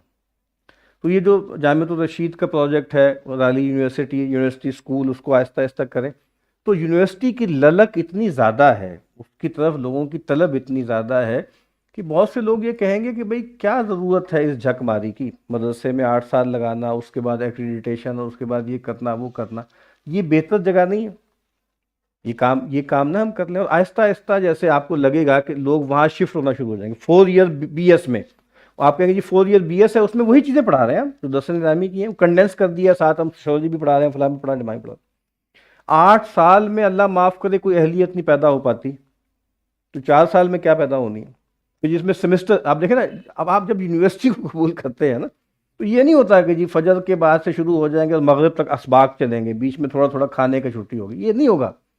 یونیورسٹی کا مطلب یونیورسٹی ہے، وہ ایچ ای سی کے تحت ہے، اس میں کریڈٹ آورز ہیں، اس میں جو ہے 3 3 گھنٹے کورسز ہیں، تو میاری بتا اس کی ایویلویشن ہے، اس کے کوئزز ہیں، یعنی یہ پورا ایک ڈھانچہ ہے نا۔ اس میں اب آپ کہیں گے جی اس میں آپ نے جو ہے وہ دور حدیث اس طریقے سے کرانا نہیں ہو سکتا، تفسیر اس طریقے سے پڑھانی ہے، نہیں پڑھائی جا سکتی۔ میں نے اسلامی یونیورسٹی میں پڑھا ہے، اسی سیمسٹر سسٹم میں پڑھا ہے، اور اسی طریقے سے ہم نے ماڈیولز کے اندر پڑھا ہے۔ یہ وہ چیز نہیں ہے جو روایتی علم ہے، وہ کوئی اور چیز ہے نا۔ تو میں بتانا یہ چاہ رہا ہوں کہ وہاں پر بھی یہی ہوا کہ پہلے ایک روایتی مدرسہ تھا، پھر آپ نے کہا کہ انگریزی زبان ہے، آپشنل ہوگی، پھر آہستہ آہستہ اگر آپ وہ تاریخ پڑھیں تو پھر انہوں نے انسینٹیو دینا شروع کیے کہ جو انگریزی پڑھے گا اس کو یہ فائدے حاصل ہوں گے، اس کو یہ وظیفہ ملے گا، اور پھر آہستہ آہستہ انہوں نے دکھانا شروع کر دیا کہ دیکھو جو انگریزی پڑھے گا اس کو یہ ملازمت کے یہ مواقع ہیں، تو پھر آہستہ آہستہ لوگ پھر اس میں آنا شروع ہوئے۔ یعنی آپ دیکھیں نا کہ انگریزی جب آئی ہے تو دہلی کالج میں بھی جب انگریزی آپشنل رکھی ہے تو زیادہ پڑھنے والے کون ہیں؟ ہندو، مسلمان نہیں پڑھ رہے، تو اس کے پیچھے کوئی حکمت ہے نا۔ یعنی ان کو نکارت محسوس ہو رہی ہے، اس زبان سے ہی نکارت محسوس ہو رہی ہے، اور وہ غلط نکارت نہیں ہے، یعنی وہ اس نکارت کے اثرات پھر پڑے ہیں۔ جناب علامہ اقبال کے بھی کچھ خطوط سے ہمیں ملتا ہے کہ وہ کہتے ہیں کہ ان دونوں سسٹم کو اس طرح جوڑنا چاہیے، جو ماڈرن نالج، یہ کیا ایزمپشن ہے جس کی بنیاد پر جو ہے اس طرح کا فریم ورک پریزنٹ کرنے کی کوشش کی جاتی ہے؟ وہ یہی ہے کہ علوم سارا قرآن سے نکلا ہے، کیا ایزمپشن واٹ از ایزمپشن لکھا ہے؟ ایزمپشن اصل میں ہمیں جو لگتا ہے نا کہ وہ اس ٹیکنیک کو یا اس سسٹم کو یا اس آرگنائزیشن کو یا اس اسٹرکچر کو نہ سمجھنے کی بات ہے۔ بڑے بڑے تھنکرز نے باتیں کی ہیں افکار پر، یا بظاہر کہ بھائی استعمال پر، یوز پہ، اور اس کے پیچھے آئیڈیاز کیا ہیں۔ اسٹرکچرز کو، میڈیمز کو، ٹیکنیکس کو ویلیو نیوٹرل سمجھا گیا ہے۔ پارلیمنٹ کے ذریعے اشتہار ہوگا، اقبال نے تو یہ بھی کہا ہے نا، یہ بہت ایبسرڈ بات ہے۔ جدید پارلیمنٹ کیسے وجود میں آتی ہے، اس کے ڈائنامکس کیا ہیں؟ اشتہاد اور پارلیمنٹ، یہ مطلب شتر گربگی کہتے ہیں اس کو، کہ بلی اور اونٹ کو ملا دینا۔ تو یہ عجیب سی بات ہے نا، اشتہاد کون کرے گی؟ پارلیمنٹ کرے گی۔ مطلب پارلیمنٹ میں آپ اس پورے ڈیکورم میں بس سارے پگڑی داڑھی والے بھی بٹھا دینا، تب بھی نہیں آپ کو یقین آئے گا کہ یہاں اشتہار ہو سکتا، یعنی وہ ماحول نہیں ہے بھائی، وہ مطلب وہ اور ہی چیز ہوتی ہے۔ اور اس طریقے سے اجتماعی طور پر ایک کاؤنسل بنا کر بیٹھ کر ایسا کام ہوگا، تو میں بتانا یہ چاہ رہا ہوں، مجھے ایسے لگتا ہے کہ اس کو زیادہ گہرائی سے نہیں دیکھا گیا، وہی ماڈرن اسٹیٹ کے ڈائنامکس کو نہیں سمجھا گیا، اور وہی جس کو ٹیکنیک ایلول کہتا ہے نا، وہ ٹیکنیک کو پہ ہم نے ذرا زیادہ غور نہیں کیا، ہم نے اس کو ایک ویسل سمجھا، ایمٹی ویسل، کہ جس کو کسی بھی لیکوڈ سے بھرا جا سکتا ہے، کہ اس میں غلط چیزیں ہیں وہ نکال دیں۔ ڈاکٹر صاحب کہا کرتے تھے نا کہ امریکن پریزیڈنٹ سسٹم میں 2 3 چیزیں آپ نکال دیں تو اب وہ خلافت سے قریب ترین ہے۔ تو بہرحال یہ خطرناک سی بات لگتی ہے ہمیں۔ اچھا جی، یاسر قاضی کو میں سن رہا تھا، وہ پرنٹنگ پریس کے بارے میں مطلب یہ کہہ رہا تھا کہ مطلب وہ میں مانتا ہوں فرق ہے ماڈرن ٹیکنالوجی اور پرنٹنگ پریس میں، لیکن پرنٹنگ پریس بھی جو شروع میں جیسے آیا ہے اور اس کے اثرات اگر دیکھیں گے، روایتی جو استاد سے لیا جاتا تھا، اور وہ کتاب ہاتھ میں دے دی اور ترجمہ آ گیا، اس سے ہی مسئلے پیدا بہت سے ہوئے۔ تو وہ کہہ رہے تھے کہ شروع میں کیا، لیکن بعد میں ہم نے پھر اس کو استعمال کرنا شروع کر دیا اور ہم اس کو بالکل استعمال کر رہے ہیں اپنے فائدے کے لیے۔ تو اس کے متعلق بھی جیسے کہا جاتا ہے کہ بالکل جیسے جو ٹیکنالوجی ہو گئی، ویڈیو ہو گئی یا یہ ہو گیا، تو کہتا ہے آہستہ آہستہ آپ سمجھ جائیں گے، ہاں دیکھیں سمجھ جائیں گے، بالکل ٹھیک ہے، یہ تو ایک عام آرگومنٹ ہے کہ ایسا ہو جائے گا، لیکن ہمیں اس پہ غور تو کرنا چاہیے یاسر قاضی صاحب کو یا کسی کو بھی، کہ وہ عالم جو آج سے 400 سال یا 300 سال پہلے پیدا ہوتے تھے، آج ان کا عشر اشیر بھی کو پیدا ہو رہا ہے؟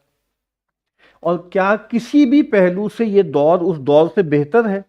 اب پرابلم کیا ہو رہی ہے کہ بہتر کا مطلب ہے یہ بلب جل رہا ہے، یہ کینسر کا علاج ہو گیا، جو ہے آپ سمجھ لیں کہ آن برتھ جو ہے بچے، عورتیں نہیں مر رہی، کم مرتی ہیں، ویکسینیشن آ گئی، یہاں سے وہاں جا رہے ہیں، وہاں سے، یہ سب ہو گیا نا۔ اس سے ہمیں لگ رہا ہے کہ ہم بہتر جگہ پہ ہیں، مطلب ہمیں تو واضح طور پہ لگتا ہے کہ اب کون سا شاہ ولی اللہ صاحب جیسے، شیخ احمد سرندی جیسے، اور ملا جون پوری جیسے، اور جو ہے وہ جو نبراس کے جو، یعنی وہ لوگ کہاں ہیں اب؟ اور اب تو اب چیٹ جی بی ٹی کے ذریعے کتنی سہولت ہو جائے گی، تو اب جو نمونے پیدا ہو رہے ہیں اس وقت بھی اور آگے پیدا ہوں گے تو آپ تو کانوں کو ہاتھ لگائیں گے۔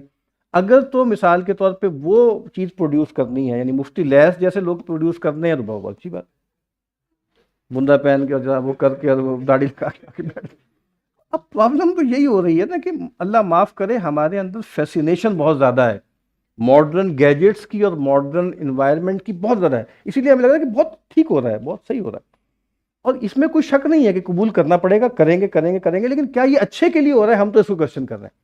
یہ اس کو کہتے ہیں تاریخ کا جبر، ٹھیک ہے، تاریخ کا جبر ہی ہے نا، لیکن کئی لوگ تاریخ کے جبر کے خلاف بھی تو کھڑے ہوتے ہیں، تبدیلی تو وہی لے کر آتے ہیں جو اس جبر کے سامنے کنفرنٹ کرتے ہیں، نہ یہ کہ اس میں بیٹھے جاتے ہیں۔ جناب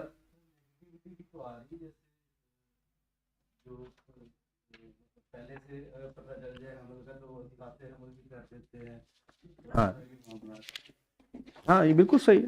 آپ کو پتا کہ انڈیا میں تو پابندی لگ گئی نا، انڈیا میں تو الٹرا ساؤنڈ کی اس طرح والی بتانے پہ پابندی ہے، کیونکہ مطلب لاکھوں ابارشن انڈیا میں ہوتے ہیں کہ لڑکیوں کو وہ ضائع کر دیتے ہیں، تو تو اس کی بات مطلب نیگیٹو سائڈ بھی ہے، لیکن میں بتا رہا ہوں کہ پازیٹیو سائڈ کیونکہ بہت زیادہ ہم اس سے فیسینیٹڈ ہیں، بلکہ میسمرائزڈ کہہ لیں آپ، بالکل میسمرائزڈ ہیں اس سے۔ جناب ہاں ہم، بات یہ ہے کہ ڈائنامکس تو ہم ہی دیکھتے ہیں، اگر میں اپنی ایج گزار چکا ہوں تو مجھے اپنی کمنگ جنریشن کو تیار کرنا ہے، اسی میں سے یہ نکلیں گے ملا ہاں اب دیکھیں ملا عمر جو پیدا ہوئے ہیں، ملا عمر کی کامیابی کیا تھی کہ ملا عمر نہ تصویریں کھنچواتے تھے، نہ فلمیں بنواتے تھے، نہ سوشل میڈیا استعمال کرتے تھے۔ میں بتانا کیا چاہ رہا ہوں نا کہ جو آپ نے کہا کہ جو پیدا ہوئے ہیں ان میں جو لوگ بڑے پیدا ہوئے ہیں وہ وہی ہیں کہ جو اس سب سے اپنے آپ کو تھوڑا الوف کر کے رہے نا۔ میں کہہ رہا ہوں کہ بڑائی کا مطلب یہی ہوگا کچھ عرصے بعد، حقیقی بڑائی کا، کہ جو اس سب بھیڑ بھاڑ سے دور ہے، موریتانیہ میں کہیں بیٹھا ہوا ہے، کوئی کہیں بیٹھا ہے، کوئی کہیں بیٹھا ہے، پھر آہستہ آہستہ مطلب علم بھی وہیں پہ رہ جائے گا۔ ورنہ تو اب مطلب اسلام 360 ایپ ڈاؤن لوڈ کر لیں اور فلاں کر لیں اور ڈھما کر لیں اور سب کریں اور ریسرچ کریں، کیونکہ میں ان صاحب کی کچھ چیزیں دیکھتے رہتا ہوں جو وہ اپنے عوام سے خطاب کرتے ہیں۔ سب لوگ 360 ایپ کریں ڈاؤن لوڈ، آیات پر بات کرنی ہے، یتلو علیہم آیاتہ ویزکیہم، اس آیت کا جو بھتا بنایا ہے اس آدمی نے، مطلب یہ جو ساری ٹیکنالوجی وغیرہ ہے یہ ہے اصل میں یتلو علیہم آیاتہ، یہ ہمارے علماء کو پتہ ہی نہیں یتلو علیہم آیاتہ کا کیا مطلب ہے۔ یہ ساحل عظیم یہ باتیں اپنی وہ جو ساری اس کے سامنے زومبیز بیٹھے ہوئے ہیں نا 70-80 ہزار، ان کو یہ باتیں بتا رہا ہے کہ جی ہمیں قرآن مجید کو چھوڑ دیا امت نے، ان آیتوں کا مطلب ہی نہیں سمجھا۔ آیت کا مطلب لوگ سمجھتے ہیں قرآن کی آیت ہے، آیت کا مطلب وہی کاسموس، وہی سب کے سب کہانی کر کے ریسرچ کریں، بس آپ کو کیا ضرورت ہے، مطلب حدیث کی بھی پڑھی ہوئی ہے جی وہ سب ڈاؤن لوڈ کریں۔ وہ چھینا کیا ہے، وہ چھیپا صاحب وہ دوست بھی ہیں ان کے، اور یہ کہتا ہوں میں تو اس طرح کی ایپس کے بالکل خلاف ہوں، نزدیک تو اس طرح کی ایپس کا کیا مطلب ہے بھائی، کیا کرنا ہے، اور فلاں ایک کلک کریں اور اب کچھ عرصے بعد وہ یعنی وہ چیٹ جی بی ٹی آپ کو سب کو تصحیح تضیف کر دے گا نا۔ البانی صاحب کے تو قصہ ختم ہونے والا ہے ایک آدھ سال میں، اب تو وہ کر کے آپ کو دے گا، مطلب آیات کے اندر بتائے گا سیمیٹری ہے کہ نہیں ہے، وہ ایک پورا بیانیہ بنا کے آپ کو ہوچ پوچ بنا کے دے دے گا، تو پھر آپ کر لیں جو آپ نے کرنا ہے۔ تو ہمارے نزدیک تو بھائی ابھی بھی جتنا زیادہ آپ کم از کم علوم نبوت میں جتنا روایتی ہو سکتے ہیں اس کو تو بچا لیں۔ اس پر کو بھی آپ نے اگر چیٹ جی بی ٹی کے حوالے کرنا ہے تو پھر ہیومن ایجنسی تو ختم ہو گئی نا آخری جگہ سے، یعنی ماڈرنٹی کا سب سے بڑا جو ہے وکٹم کون ہے، وہ ہیومن ایجنسی ہے۔ ہیومن ایجنسی ختم ہوتی چلی جا رہی ہے۔ مغرب کے بھی بڑے لوگوں کو چونکہ فریڈم ان کے لیے سب سے بڑی نیلم پری تھی، اسی پہ وہ رو رہے ہیں۔ ان کو یہ تھوڑی ہے کہ روحانیت ختم ہو گئی، خدا سے دور ہو گئے، وہ کہتے ہیں فریڈم ختم ہو گئی، بالکل اس ٹیکنالوجی نے، اس سسٹم نے جکڑ کے رکھ دیا ہے اور سب کچھ ختم ہو گیا. تو وہ تو اس پر اس وجہ سے رو رہے ہیں کہ ہیومن اٹانومی اور ہیومن جو ہے فریڈم اس کا تو قیمہ بن گیا ہے. جی میں آپ کی بات سے اگری کرتا ہوں کہ ہمیں یہ نہیں کہنا چاہیے کہ مطلب کوئی یہ امت کا جو ہے نا ایک یہ کریں گے تو سارے مسئلے حل ہو جائیں گے. مثال کے طور پر اسلام نے کہا کہ خلافت کا نعرہ ہے, اس طرح ہے کہ سارے سب میرے خیال ہے وہ خدا کی ہم ایک طرح سے معیشت یا ان تکوین ہے. اس طرح معاملات چلانے اور چیلنج کرنے کی کوشش کرتے ہیں سب کانشیسلی. لیکن کیا آپ یہ کہیں گے کہ ہم یہ کہہ سکتے ہیں, یہ دعویٰ کر سکتے ہیں کہ اجتماعی یا امت لیول پر ایک مسئلہ ضرور ہے, کیا ہے؟ مسئلہ تو بہت بڑا ہے نا, مسئلہ تو بہت بڑا ہے. اور جو لوگ نعرے لگاتے ہیں, جو سلوگنز دیتے ہیں, وہ مسئلے بھی جینون ہیں, لیکن وہ بہت سمپل طریقے سے بیان ہوتے ہیں اور کلیشے لائق بن چکے ہیں. ورنہ مسلمانوں کا ایک نظم اجتماعی نہ ہونا ایک بڑا مسئلہ ہے, اس میں کیا شبہ ہے. شریعت کا نفاذ نہ ہونا ایک بہت بڑا مسئلہ ہے, ٹھیک ہے. تو لیکن ہم یہ کہہ رہے ہیں کہ چیزوں کو بہت زیادہ رومانٹیسائز کر کے اور سلوگنز کی شکل دے دینا اور لوگوں سے کہنا کہ جی بس یہی کام ہے, یہ خطرناک بات ہے. یعنی ہم ایسے لوگوں کو جانتے ہیں جو بڑے مخلص ہیں, جو یہ کہتے ہیں کہ ہم نے جو بات بیان کی ہے, جو ایجنڈا دیا ہے, اس کے علاوہ جو کچھ ہو رہا ہے یہ نہیں ہم, یعنی اگر آپ یہ کہنا کہ یار اس کا کوئی خاص فائدہ نہیں, وہ کہتے ہیں یہ کاؤنٹر پروڈکٹیو, یعنی یہ جو کچھ آپ کر رہے ہیں یہ اصل میں استعمار یا انگریز یا مغرب کو سپورٹ کر رہے ہیں آپ. یعنی ہمارے دماغ میں جو بات آئی ہے نا, جو ہم نے نسخہ دیا ہے, اس کے علاوہ جو آدمی جو ایفرٹ کر رہا ہے, نہ صرف یہ کہ جھک مار رہا ہے بلکہ منزل کو کھوٹی کر رہا ہے. تو یہ خطرناک بات ہے نا کہ آپ اس طریقے سے ایک ایسا مایوپک سا ویو بنائیں اور پھر ہر ایک کو چاہیں کہ وہ بھی اسی طرح چیزوں کو دیکھے, تو یہ تو نہیں ہوتا. میں کس حد تک تاریخی تسلسل بھی ہونا چاہیے. مثال کے طور پر مولانا مودودی میں ہمیں اس طرح کا ہسٹوریکل جو ہماری ڈیولپمنٹس ہیں وہ ہمیں نہیں ملتی. مثال کے طور پر جس طرح ہم نے خلافت کو بتا دی کہ بس وہ 30 سال ہی تھے, اس کے بعد رپچر ہو گیا. ہوا ہے اور کوئی اچھا نہیں ہوا. لیکن دوسری طرف میرا خیال ہے عبید اللہ سندھی, میرا خیال ہے ان کا تسلسل ہمیں تاریخی ملتا ہے کہ اس سے مطلب اس کو ختم نہیں کرتے 30 سال پر, بلکہ آگے بھی جو چیزیں ڈیولپمنٹ ہوئی ہیں تو اس طرح کس طرح ہمیں اپنی تاریخ. ہاں یہ بات ٹھیک ہے نا, ہم تو یہ کئی مرتبہ ان نشستوں میں ہم نے بات کی ہے, اس کو کہتے ہیں رد تاریخ, کہ رد تاریخ کا تصور ہے. اور پھر ایک نارمیٹیو اسلام ہوتا ہے اور ایک ہسٹوریکل اسلام ہوتا ہے, ایک ٹیکسچول اسلام ہے اور ایک یہ پروٹیسٹنٹ ساری فارمیشنز ہیں. اور مطلب ہمیں ساری آپ کا نظم اجتماعی کا انکار کر دیں, ملوکیت آ گئی. میں ایک بڑی یونیورسٹی میں اسلام آباد میں گیا, وہاں جو ڈین صاحب تھے بیٹھے ہوئے, میں نے کچھ گفتگو کی, انہوں نے کہا دیکھا سب سے بڑی غداری تو یہی کر دی گئی کہ آپ ملوکیت میں بن گئے, اس سے بڑا جرم کیا ہو سکتا ہے. یعنی آپ جو ہے وہ خلافت سے ملوکیت آ گئی, اس کے بعد پھر امت جو مرضی کر لے اس کا کوئی فائدہ ہی نہیں. یعنی اتنی بڑی بیٹریل ہوئی اور پوری امت کے تمام فقہاء, علماء, زہاد وہ چپ کر کے بیٹھ گئے. تو یہ کوئی چھوٹا الزام ہے. اجماع, یعنی اس امت کا پھر اجماع کیا گیا, پھر دین کہاں گیا. اتنی بڑی, یعنی اب دیکھیں ایک مثال کے طور پہ اہل تشیع, یعنی یہ اس سے کمتر بات نہیں ہے. جو اہل تشیع کہتے ہیں کہ جشن غدیر میں سیدنا علی کی تاج پوشی کی تھی اور پوری امت نے, تمام اکابر صحابہ نے غداری کی, یہی کہتے ہیں نا. اس بات میں اس بات میں کیا فرق ہے. اتنی بڑی آ گئی بادشاہت آ گئی, جو تو یہ تو اس سے بڑی دین سے خلاف غداری کیا ہوتی ہے. وہ ڈین صاحب یہ گفتگو کر رہے ہیں وہاں بیٹھے ہوئے. اس کے بعد پھر آپ نے پلے کیا رہ گیا. یعنی آپ سمجھ لیجیے اس سے ملتا جلتی اسکینڈل ہے یہ والا. اور پھر جناب آپ کے فقہاء جو ہے وہ درباری ملا بن گئے اور انہوں نے بادشاہوں کی پسند کی ایک فک بنا دی. پھر وہ جو عجمی سازش پرویز صاحب کی, وہ سب ہے. یہ سب پتہ نہیں کیا ہوا, ڈی ریل ہو گیا 30 سال کے بعد, سب ختم ہو گیا. صوفی آ گئے, فقی آ گئے, متکلم آ گئے, بادشاہ آ گئے, اللہ اللہ خیر. اصل اسلام کہیں گم ہو گیا, وہ ہم نے دریافت کیا ہے, اس کی طرف ہمیں واپس جانا ہے.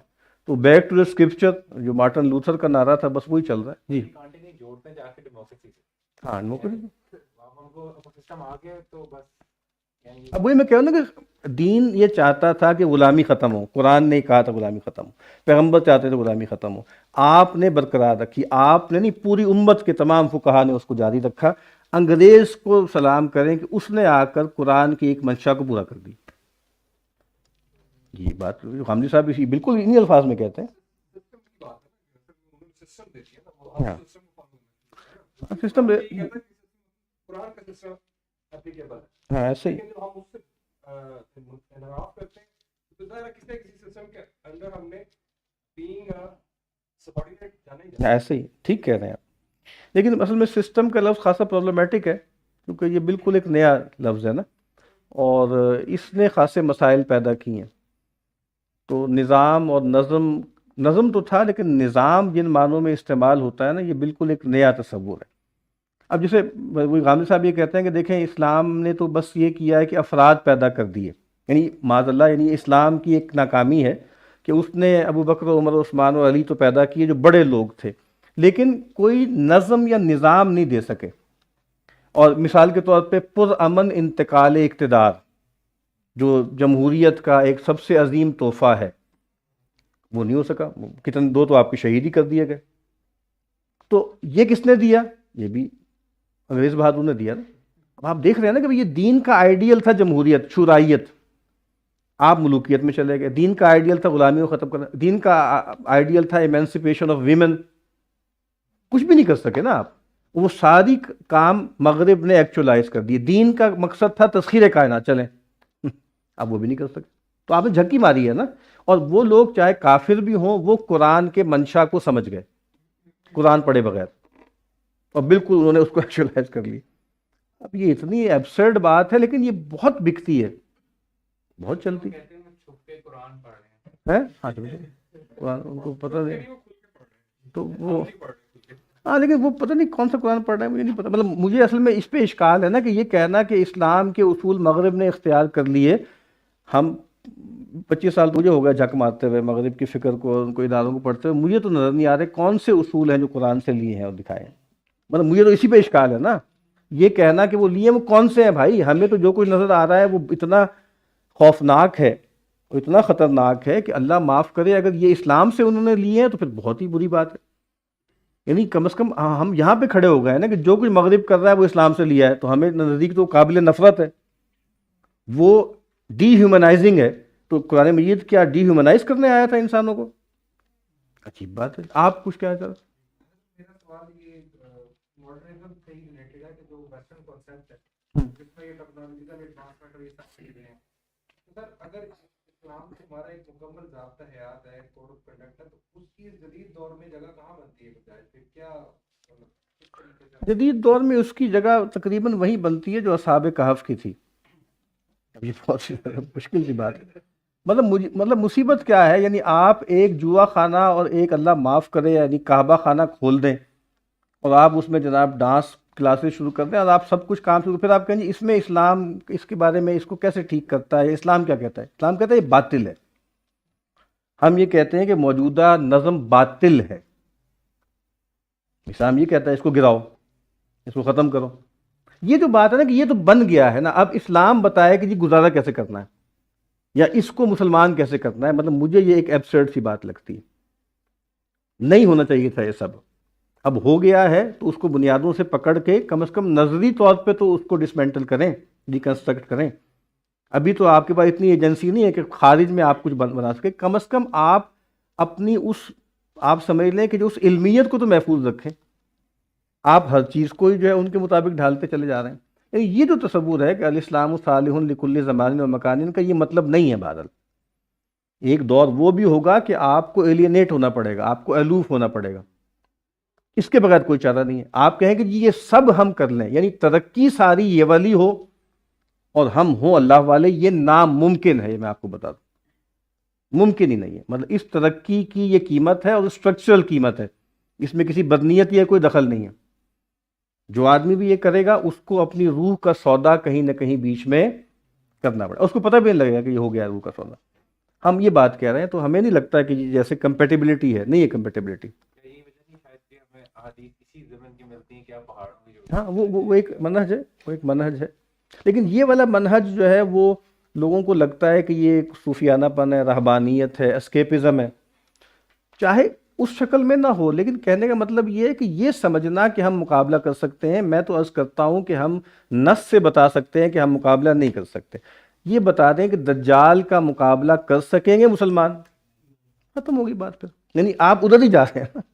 تو یہ خبر کیوں آپ نے پال لیا کہ بہر صورت ہم نے ان کا مقابلہ کرنا ہے، اس کے لیے ہر غیر اخلاقی حرکت کرنی ہے، اس کے لیے اپنے دین ایمان کا دھیلا کرنا ہے؟ نہیں کر سکیں گے نا. تو اس کا مطلب ہے یہ دین کا امپیریٹو نہیں ہے کہ ان کے معیار پر ہر چیز کو ان کے مقابل میں لاؤ. یہ بات سمجھ میں آ رہی ہے آپ کی؟ نہیں. تو وہاں پر بھی بے بسی ہے، بالکل بے بسی ہے، وہاں پر تو کوئی مقابلہ نہیں ہے، اور بالکل انسرکلمنٹ ہے، اور جیسے ایک طرح سے جو ہے وہ سیج میں ہوں گے مسلمان، اور مہدی اور چند مسلمان ہیں وہ وہاں پہ، تو وہاں سے نکالیں گے کیسے؟ بالکل ڈیوائن انٹرونشن سے، سیدنا مسیح علیہ السلام. تو ہمیں تو جو ایسکیٹولوجی نظر آتی ہے اس میں بھی یہی لگتا ہے. لیکن ہم یہ نہیں کہہ رہے، ہمیں پتہ نہیں 500 سال بعد وہ ہونا ہے. ابھی مسلمان گویا دوبارہ کبھی طاقت میں آ جائیں، اس کے بعد وہ اگلا ایونٹ ہونا ہو. ہم یہ نہیں کہہ رہے کہ 30 سال بعد ہو جائے گا، 50 سال بعد ہو جائے گا، لیکن کم از کم یہ بات تو ہمیں پتہ لگ جائے گی نا کہ ٹیکنالوجی میں ان چیزوں میں نہیں مقابلہ کر سکتے مسلمان، ان کا نہیں کر سکیں گے. تو آج بھی نہیں کر سکتے، گزارا کریں گے، گزارا کرنا بھی پڑے گا ان کو، اپنے سروائیول کے لیے گزارا کرنا پڑے گا. یہ مسلمانوں نے بڑے صغیر میں سے 500-600 سال میں روایتی طریقے سے کیا حاصل کیا؟ یہ حاصل کیا ہے کہ بر صغیر میں مذہبیت ہے بہت، دینداری بہت ہے. یہاں پہ آپ چلے جائیں نا، مثال کے طور پہ تیونس میں، وہاں جا کے دیکھ لیں مسلمانوں کا کیا حال ہے. دین کے معاملے نہیں، دین وہ ایک الگ بحث ہے. یہ بھی ایک نیا مسئلہ پیدا ہو گیا، دین و مذہب کا فرق. اب اس کو کیسے حل کریں؟ بات یہ نہیں ہے، بات یہ ہے کہ وہ مسئلہ یہ ہے کہ مسلمانوں کی حکومت ہے، اور مسلمان کی اکثریت کا حال یہ ہے کہ وہ دین کے حوالے سے کوئی اعلیٰ جگہ پہ نہیں کھڑے ہوئے. پھر وہی بات کہ کالونائزیشن ہوئی ہے، اور کالونائزیشن کے نتیجے میں وہ ایک کلاس پیدا کر کے ان کے حوالے ریاست کر کے گئے ہیں.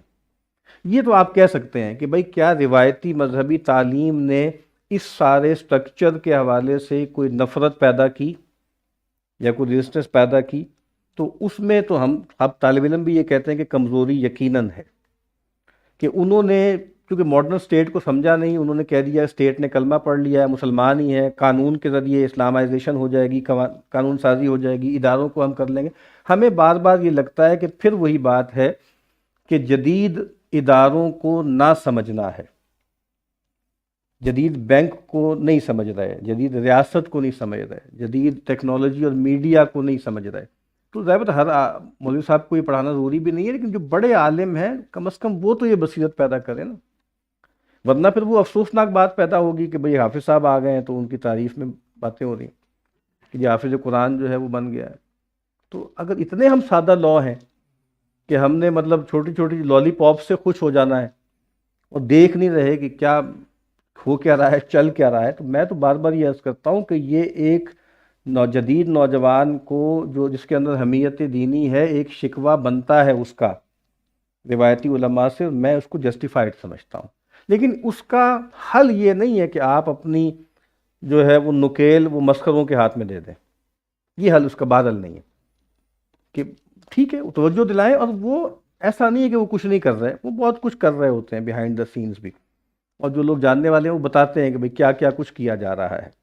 لیکن کمزوری اگر ہر جگہ ہے تو یہ کیسے ہو سکتا ہے کہ علماء میں نہ ہو؟ یہ ہم نے سوچ کیسے لیا ہے کہ وہ ایگزمپٹڈ ہیں اس زوال اور ادبار سے؟ وہ بھی اسی کا حصہ ہیں. جو اوور آل انحطاط ہے تو وہ انحطاط ان کے ہاں بھی پایا جاتا ہے، اور وہ بات ٹھیک ہے کہ پایا جاتا ہے. تو دوجی کیا اس کا سبب یہ بھی ہے کہ جی ان کا جو ہے یعنی کو جدید دور کے لحاظ سے اس میں تبدیلیاں نہیں کی گئی جو کہ انہیں سکھایا یا اس میں دینی میرا نہیں خیال کہ یہ مطلب وہی جو نصاب ہے اس کو بہت حد تک جدید جو کچھ ہو رہا ہے اس سے ریلیٹ کیا جا سکتا ہے. دیکھیں علوم نبوت میں ایک ٹیکسٹ ہے نا جس کا فہم اور جس کی تشریح ضروری ہے، اور وہ اس کی ایک روایتی تشریح ضروری ہے، اور پھر اس کے مطابق ذرا دیکھنا کہ ہمارے پیش و عقب میں کیا ہو رہا ہے، تو وہ بھی ضروری ہے.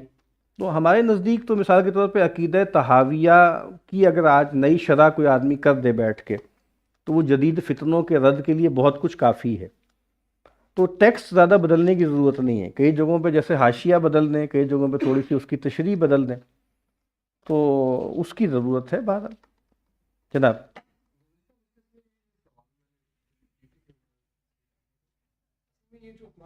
مدرسے والی معاملہ جو ہے کی تاریخ میں نہیں ہے نا. مدرسہ جو ہے اس سے پہلے نہیں تھا. حافظہ کی محفل میں ہی سب کچھ سیکھا جاتا. مدرسے کا مطلب یہ ہے کہ عمارت کا اور نظم. ہاں وہ تو 600 سال تو نہیں, وہ تو 250-300 سال پہلے بھی نہیں تھا. کیا اس 250-300 سال کے ہی سائیکولوجیکل افیکٹ کے اندر ابھی تک موجود ہے, اس سے باہر نہیں نکلا. ہم اساتذہ کی محفل میں, اب وہ آپ نے بات ابھی کی بھی ہے کہ ان کے جدید تعلیم سے ان کا تھوڑا سا شغف نہیں ہے اتنا زیادہ, ذرا اوائڈ کرتے ہیں.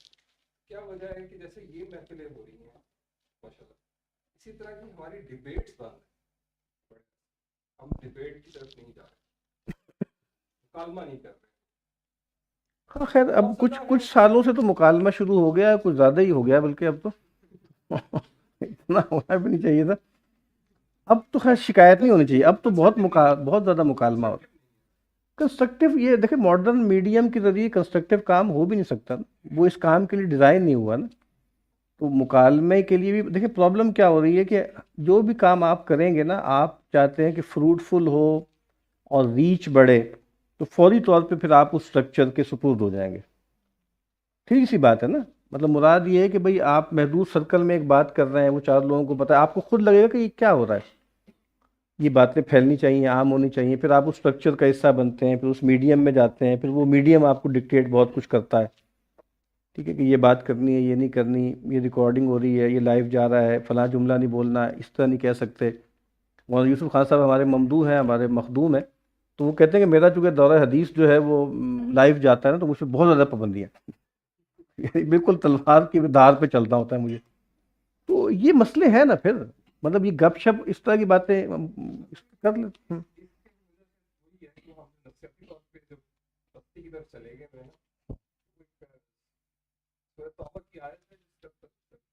جناب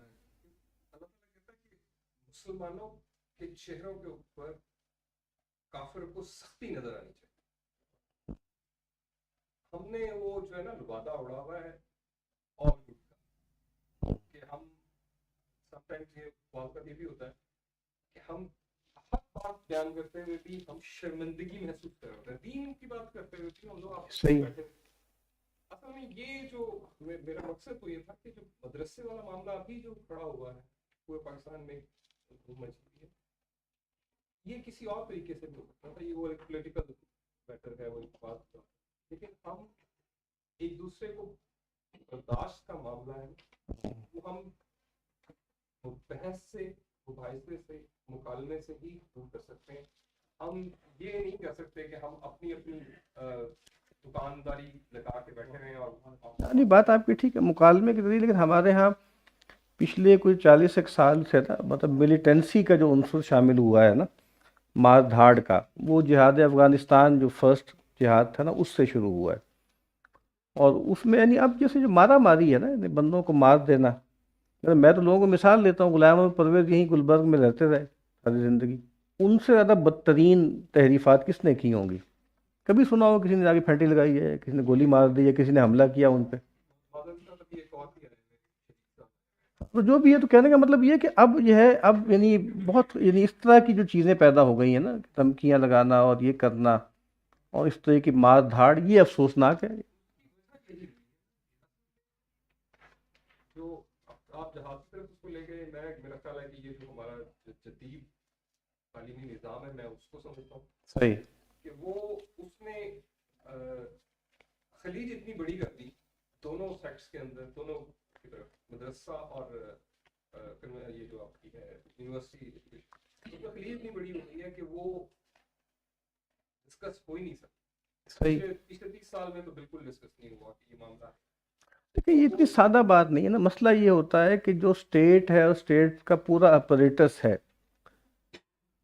وہ بالکل ایک خاص طرف ہے نا, وہ یونیورسٹی کالج یعنی وہ علی گڑھ کے ان کا ہے. یہ لوگ تو ایک سائیڈ پہ ہو گئے, مارجنلائز تھے, مارجنلائزڈ ہی رہے, اس میں بس وہ اپنی ایک جگہ بنا لیتے ہیں. اسی وجہ سے آپ دیکھیں مدارس کے جو طلباء ہیں ان کے لیے ایک جیسے ایک فلفلنگ چیز کون سی ہے, مولانا فضل الرحمان صاحب. دیکھو جی ہمارے بندے نے اتنے بڑے بڑے سیاستدانوں کو آگے لگا لیا, آپ سمجھتے ہیں بات، ایک تسکین ہے کہ باقی تو ہمیں کوئی پوچھتا نہیں، ہم مرے مکے ہیں، لیکن دیکھیں ایک آدمی ہے جو پاور پلے کرتا ہے اور وہ جیسے اس سے پتہ لگتا ہے کہ ہم بھی کچھ ہیں، ورنہ ان کے اندر تو ایک بہت زیادہ ایلینیشن کا احساس ہے نا کہ ہم، اور پھر اسٹیٹ بھی ان کو بار بار بتاتی ہے کہ جی آپ مین سٹریم میں نہیں ہیں، مین سٹریم میں نہیں ہیں، آپ کو آنا ہے، آپ کو آنا ہے، وہ شرمندہ رہتے ہیں۔ تو یہ ایک مسئلہ ہے کہ وہ چونکہ مین سٹریم سے نکل گئے تو اس وجہ سے شرمندہ تھے، اور پھر ایک جبر تھا ہمارے ہاں، کچھ معاشرتی مسائل تھے، معاشی مسائل تھے کہ بے تحاشا ہم نے علماء پروڈیوس کرنا شروع کر دیے، اس سے ایک وشیش سرکل شروع ہو گیا، اتنے علماء کی کبھی ضرورت ہی نہیں رہی، یعنی اس وقت جتنے علماء پروڈیوس ہو رہے ہیں اللہ معاف کرے اس کے 10% بھی سماج کے لیے کافی ہے، باقی جو ہے وہ پھر ایک، اللہ معاف کرے کہ وہ ایک ایکسیس ہے، ہیومن ایکسیس ہے، جو پھر آہستہ آہستہ اللہ معاف کرے ہیومن ویسٹ بن جاتا ہے، جیسے اور جگہوں پہ۔ اچھا یونیورسٹی کے لڑکے بھی عجیب عجیب حرکتیں کر رہے ہیں نا، وہ بھی تو ایک فالتو، لیکن ان کی وہ حرکتیں ہمیں اتنی کبھی نہیں لگتی کیونکہ ہمیں ان سے توقعات کم ہیں۔ ادھر جو ہے وہ ہم ان کو دیکھتے ہیں کہ یہ وارث نبی ہیں اور جناب علوم نبوت کے وارث ہیں، ان کو تو ایسا نہیں ہونا چاہیے، لیکن وہ ان میں سے بھی بڑی تعداد اوچھی ہو چکی ہے، مطلب گھٹیا حرکتیں کر رہی ہے، ادھر والے اس سے زیادہ کر رہے ہیں، لیکن وہ ہمیں اتنی کھلتی نہیں ہے، اور رائٹلی سو، ہمیں ان سے ایک توقع ایک یونیورسٹی کے گریجویٹ کی نسبت زیادہ ہے، لیکن جب ہم ان کی شخصیت ایک جیسی ہی دیکھتے ہیں اور مغرب کی مغربیت ہمیں لگتا ہے کہ برابر برابر ہی ہونی شروع ہو گئی دونوں جگہوں پہ، تو اس پہ زیادہ افسوس ہوتا ہے کہ بھئی آپ سے تو توقع نہیں تھی نا۔ جی وہ بھی اس جیسے آپ نے کہا کہ وہی ایک جدید نظام اپنے پر فالو کرنا شروع کر دیا۔ سوال یہ پیدا ہوتا ہے کہ یونیورسٹیز کی چلیں، وہ ہم نے بات پہلے بھی کی کہ انسٹیٹیوشن کو آپ سمجھتے ہیں کہ اس میں اس کی ایگزسٹنس کو اٹسیلف ہمیں کوسچن کرنا چاہیے، چیلنج کرنا چاہیے، لیکن کیا آپ یہ سمجھتے ہیں کہ مدارس کو بھی آج کل ان کی بھی ایگزسٹنس کو کرنا چاہیے، یا آپ سمجھتے ہیں کہ نہیں ان کا معاملہ ان سے نسبتاً بہتر ہے، اس کو ہم بہتر بنا سکتے ہیں، یا پھر آپ کہتے ہیں کہ ان کی ایگزسٹنس کو بھی چیلنج کریں، انٹیکوٹی کی طرف؟ نہیں، ان کے ایگزسٹنس کو چیلنج نہیں کریں، لیکن کم از کم یہ توجہ تو دلانی چاہیے نا کہ بھائی ذرا جتنا روایتی ہو اتنا اچھا ہے، کیونکہ اب ان کے اندر پریشر ہے آگے کی طرف جانے کا، یعنی ایک گفتگو شروع ہو کہ کم از کم وہ رک جائیں جہاں پر ہے، ورنہ تو وہ بالکل ماڈرن سٹائل پہ جا رہے ہیں نا، ایسے شفٹ کر رہے ہیں، اور اتنا بڑا ماڈل اب ان کے سامنے ہے کہ کیسے ہمیں شفٹ کرنا ہے، ٹھیک ہے نا، تو یعنی آپ ایک مدرسے سے یونیورسٹی ہمیں بننا ہے، تو کہنے کا مطلب یہ ہے کہ یہ کوئی خدا نخواستہ ایسا مسئلہ نہیں ہے کہ آپ اس سب کو کر دیں، بات یہ ہے کہ یعنی کچھ توجہ دلانی چاہیے نا، جب بار بار اکابرین کا ذکر ہوتا ہے، اکابرین نے یہ کہا تو اکابرین نے اور بہت کچھ بھی کہا تھا نا، اس پہ آہستہ آہستہ آپ بالکل پیچھے آتے جا رہے ہیں، اور ایک دوسرے پہ ٹانٹ کرنے کے لیے پھر اکابر کارڈ استعمال ہوتا ہے، یا کہا ہمارا اکابر، تو میں یہ نہیں کہتا کہ بھائی یہ سب ختم ہو بھی نہیں سکتا نا، لیکن کم از کم ایک ریئلائزیشن ہو کہ اس کو روکا جائے، اور جتنا روایتی ہویا جا سکتا ہے ہوا جائے، لیکن پرابلم پھر وہی ہے کہ ایک بڑی خرابی پیدا ہوئی جب آپ ایکریڈیٹیشن کی طرف گئے تھے، جب آپ نے ڈگری اپروو کی نا، اس وقت سے ایک بڑی تبدیلی آنی شروع ہوئی کہ آپ نے کہا ایم اے کے برابر ہے، ان کے لیے بھی جابس آئیں گی، تو اب آپ نے ایک اورینٹیشن بدل دی نا، پھر آہستہ آہستہ بورڈز بننے شروع ہو گئے، پھر یہ سب معاملات جو ہیں وہ ہوتے چلے گئے، تو ہم تو یہ کہتے ہیں کہ بھائی تھوڑا سا اس کو چیک کیا جائے، اور جو بڑے علماء ہیں وہ جیسے اس پہ غور کریں کہ اس کو کم از کم روک دیں، مزید اس طرف نہ جائیں۔ اصل میں میرا بھی فیملی میں مدارس کو ایک نظام ہے، یہ مطلب ایک بہت بڑا کنسرن دیکھتا ہے کہ جی ہم نے بچوں کو جب تک مدرسے کیسے مدرسے تو ویران ہو جائیں گے، کیونکہ اگر ان کو ہمارے پاس کوئی جابس وغیرہ کی، کیونکہ ایک بہت بڑا ایک معاش مسئلہ ہے خاص طور پر ذمہ لوگوں کے لیے، تو آپ تو جیسے کہہ رہے ہیں کہ ہمیں اتنا زیادہ لوگوں کو آگے بنانے کی ضرورت ہی نہیں ہے، تو مطلب آپ کہہ رہے ہیں کہ کیا they need to pay the price for that کہ by وہ reducing the numbers، اور وہ بس مخصوص چند لوگ آئیں اور وہ پڑھیں، اور وہ صرف کسی معاش وغیرہ کو اپنے ذہن سے نکال کے صرف للہ فی اللہ۔ پتہ ہمارے ایک استاد ہیں وہ یہ بات کہا کرتے ہیں کہ آپ ایسا کر لیں کہ 3 سال کا ایک کورس بنا لیں، جیسے ترکی کا ماڈل تھا نا، امام خطیب اسکول جہاں زبان پڑھا ہوا، بنیادی چیزیں، دعوت کا کام، عالم جس کو آپ کہتے ہیں، یعنی وہ تو مطلب آپ کے پاس 100 بندہ آئے تو 5 رکھیں، ان کو عالم بنائیں، اور وہ عالم ان دا ٹرو سینس نا، کہ وہ عالم ہو اور اپنے دینی علوم میں تبحر ہو، اور پھر اس کے بعد ٹھیک ہے آپ نے سوشل سائنس پڑھانی ہے تو وہ پڑھا دیں، مطلب بتائے رہے ہیں نا کہ اس وقت جو کچرا اللہ معاف کرے یونیورسٹیوں میں آ رہا ہے تقریباً ویسے ہی ادھر بھی آ رہا ہے، نکل بھی ویسے ہی رہا ہے، تو لیکن میں پھر اس کر رہا ہوں نا کہ اب جب وہ نکل رہا ہے تو چلو ان کی تو پھر کوئی ڈگری ہے تو چلو کوئی نہ کوئی ٹکر ٹکر مار لیں گے، ان کے ساتھ پھر اور زیادہ نفسیاتی مسائل پیدا ہو جاتے ہیں۔ لیکن ایک آدمی یہ کہہ سکتا ہے کہ یار کیا یہ بہتر نہیں ہے کہ ایک آدمی اسکول جانے کی بجائے 10-12 سال وہ 8-10 سال مدرسے میں جائے؟ تو میں تو یہ کہوں گا مدرسے بہتر۔ لیکن یہ ایک دوسرا پہلو ہے کہ وہ 12 سال زندگی کے اس نے گزارنے ہیں، وہ کیا وہ اسکول میں گزارے یا ادھر گزارے؟ تو اتنا آسان اس کا جواب نہیں ہے نا، اس کا جواب تو یہ ہوگا کہ مدرسے میں گزارے بھائی، اس سے تو بہت بہتر ہے۔ اور چلیں اتنے لوگ نکل جائیں، داڑھی ٹوپی والے نکل کے آ جائیں، تو چلو یہی بھی ان کی جاب شاپ نہ بھی ہو تو دوسری طرف جو لوگ نکل رہے ہیں وہ تو عجیب و غریب نکل رہے ہیں۔ یہ دوسرے پہلو ہیں۔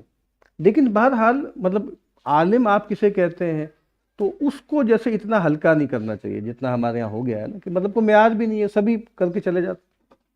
اچھی بات ہے جی، تو یہ انشاءاللہ لے آئیے گا اگلی مرتبہ۔ ہاں کون سا مطلب؟ جامعہ شفیہ یہ بھی تو دیکھتے ہیں نا کہ مدارس میں ڈفرینٹ مدارس میں ایکسٹریمزم بھی کافی، کوئی ایکسٹریمزم نہیں، یہ تو ایسے فضول بات ہے۔ واقعی یہ ایک نہیں ایکسٹریمزم ہے، مطلب ہو سکتا ہے کہیں کو بھگ کر کے کسی مدرسے میں، بالکل بھی یہ پرانی متس ہیں، یہ بالکل متس ہیں۔ یعنی فرقہ واریت کا الزام اتنا بڑا تھا کہ وہ تو بہت ڈر گئے ہیں اب تو، یعنی بہت اب اچھے بچے ہیں اب، یعنی آپ پریشان نہ ہوں۔ یہ ایک مت ہے، نہ اللہ معاف کرے اکثر مدارس میں نہ کوئی ملیٹنسی کی تعلیم ہے نہ کوئی فرقہ واریت ہے، یہ فضول کی باتیں ہیں، کچھ بھی ایسا نہیں ہے۔ ہاں ہاں زیادہ کرنے اکثر میں تو یہ ذرا نیکسٹ ٹائم بھی یہ لے آئیے گا ہینڈ، اور اس کو پڑھیں گے پھر سید پہ بات شروع ہوگی۔ السلام علیکم۔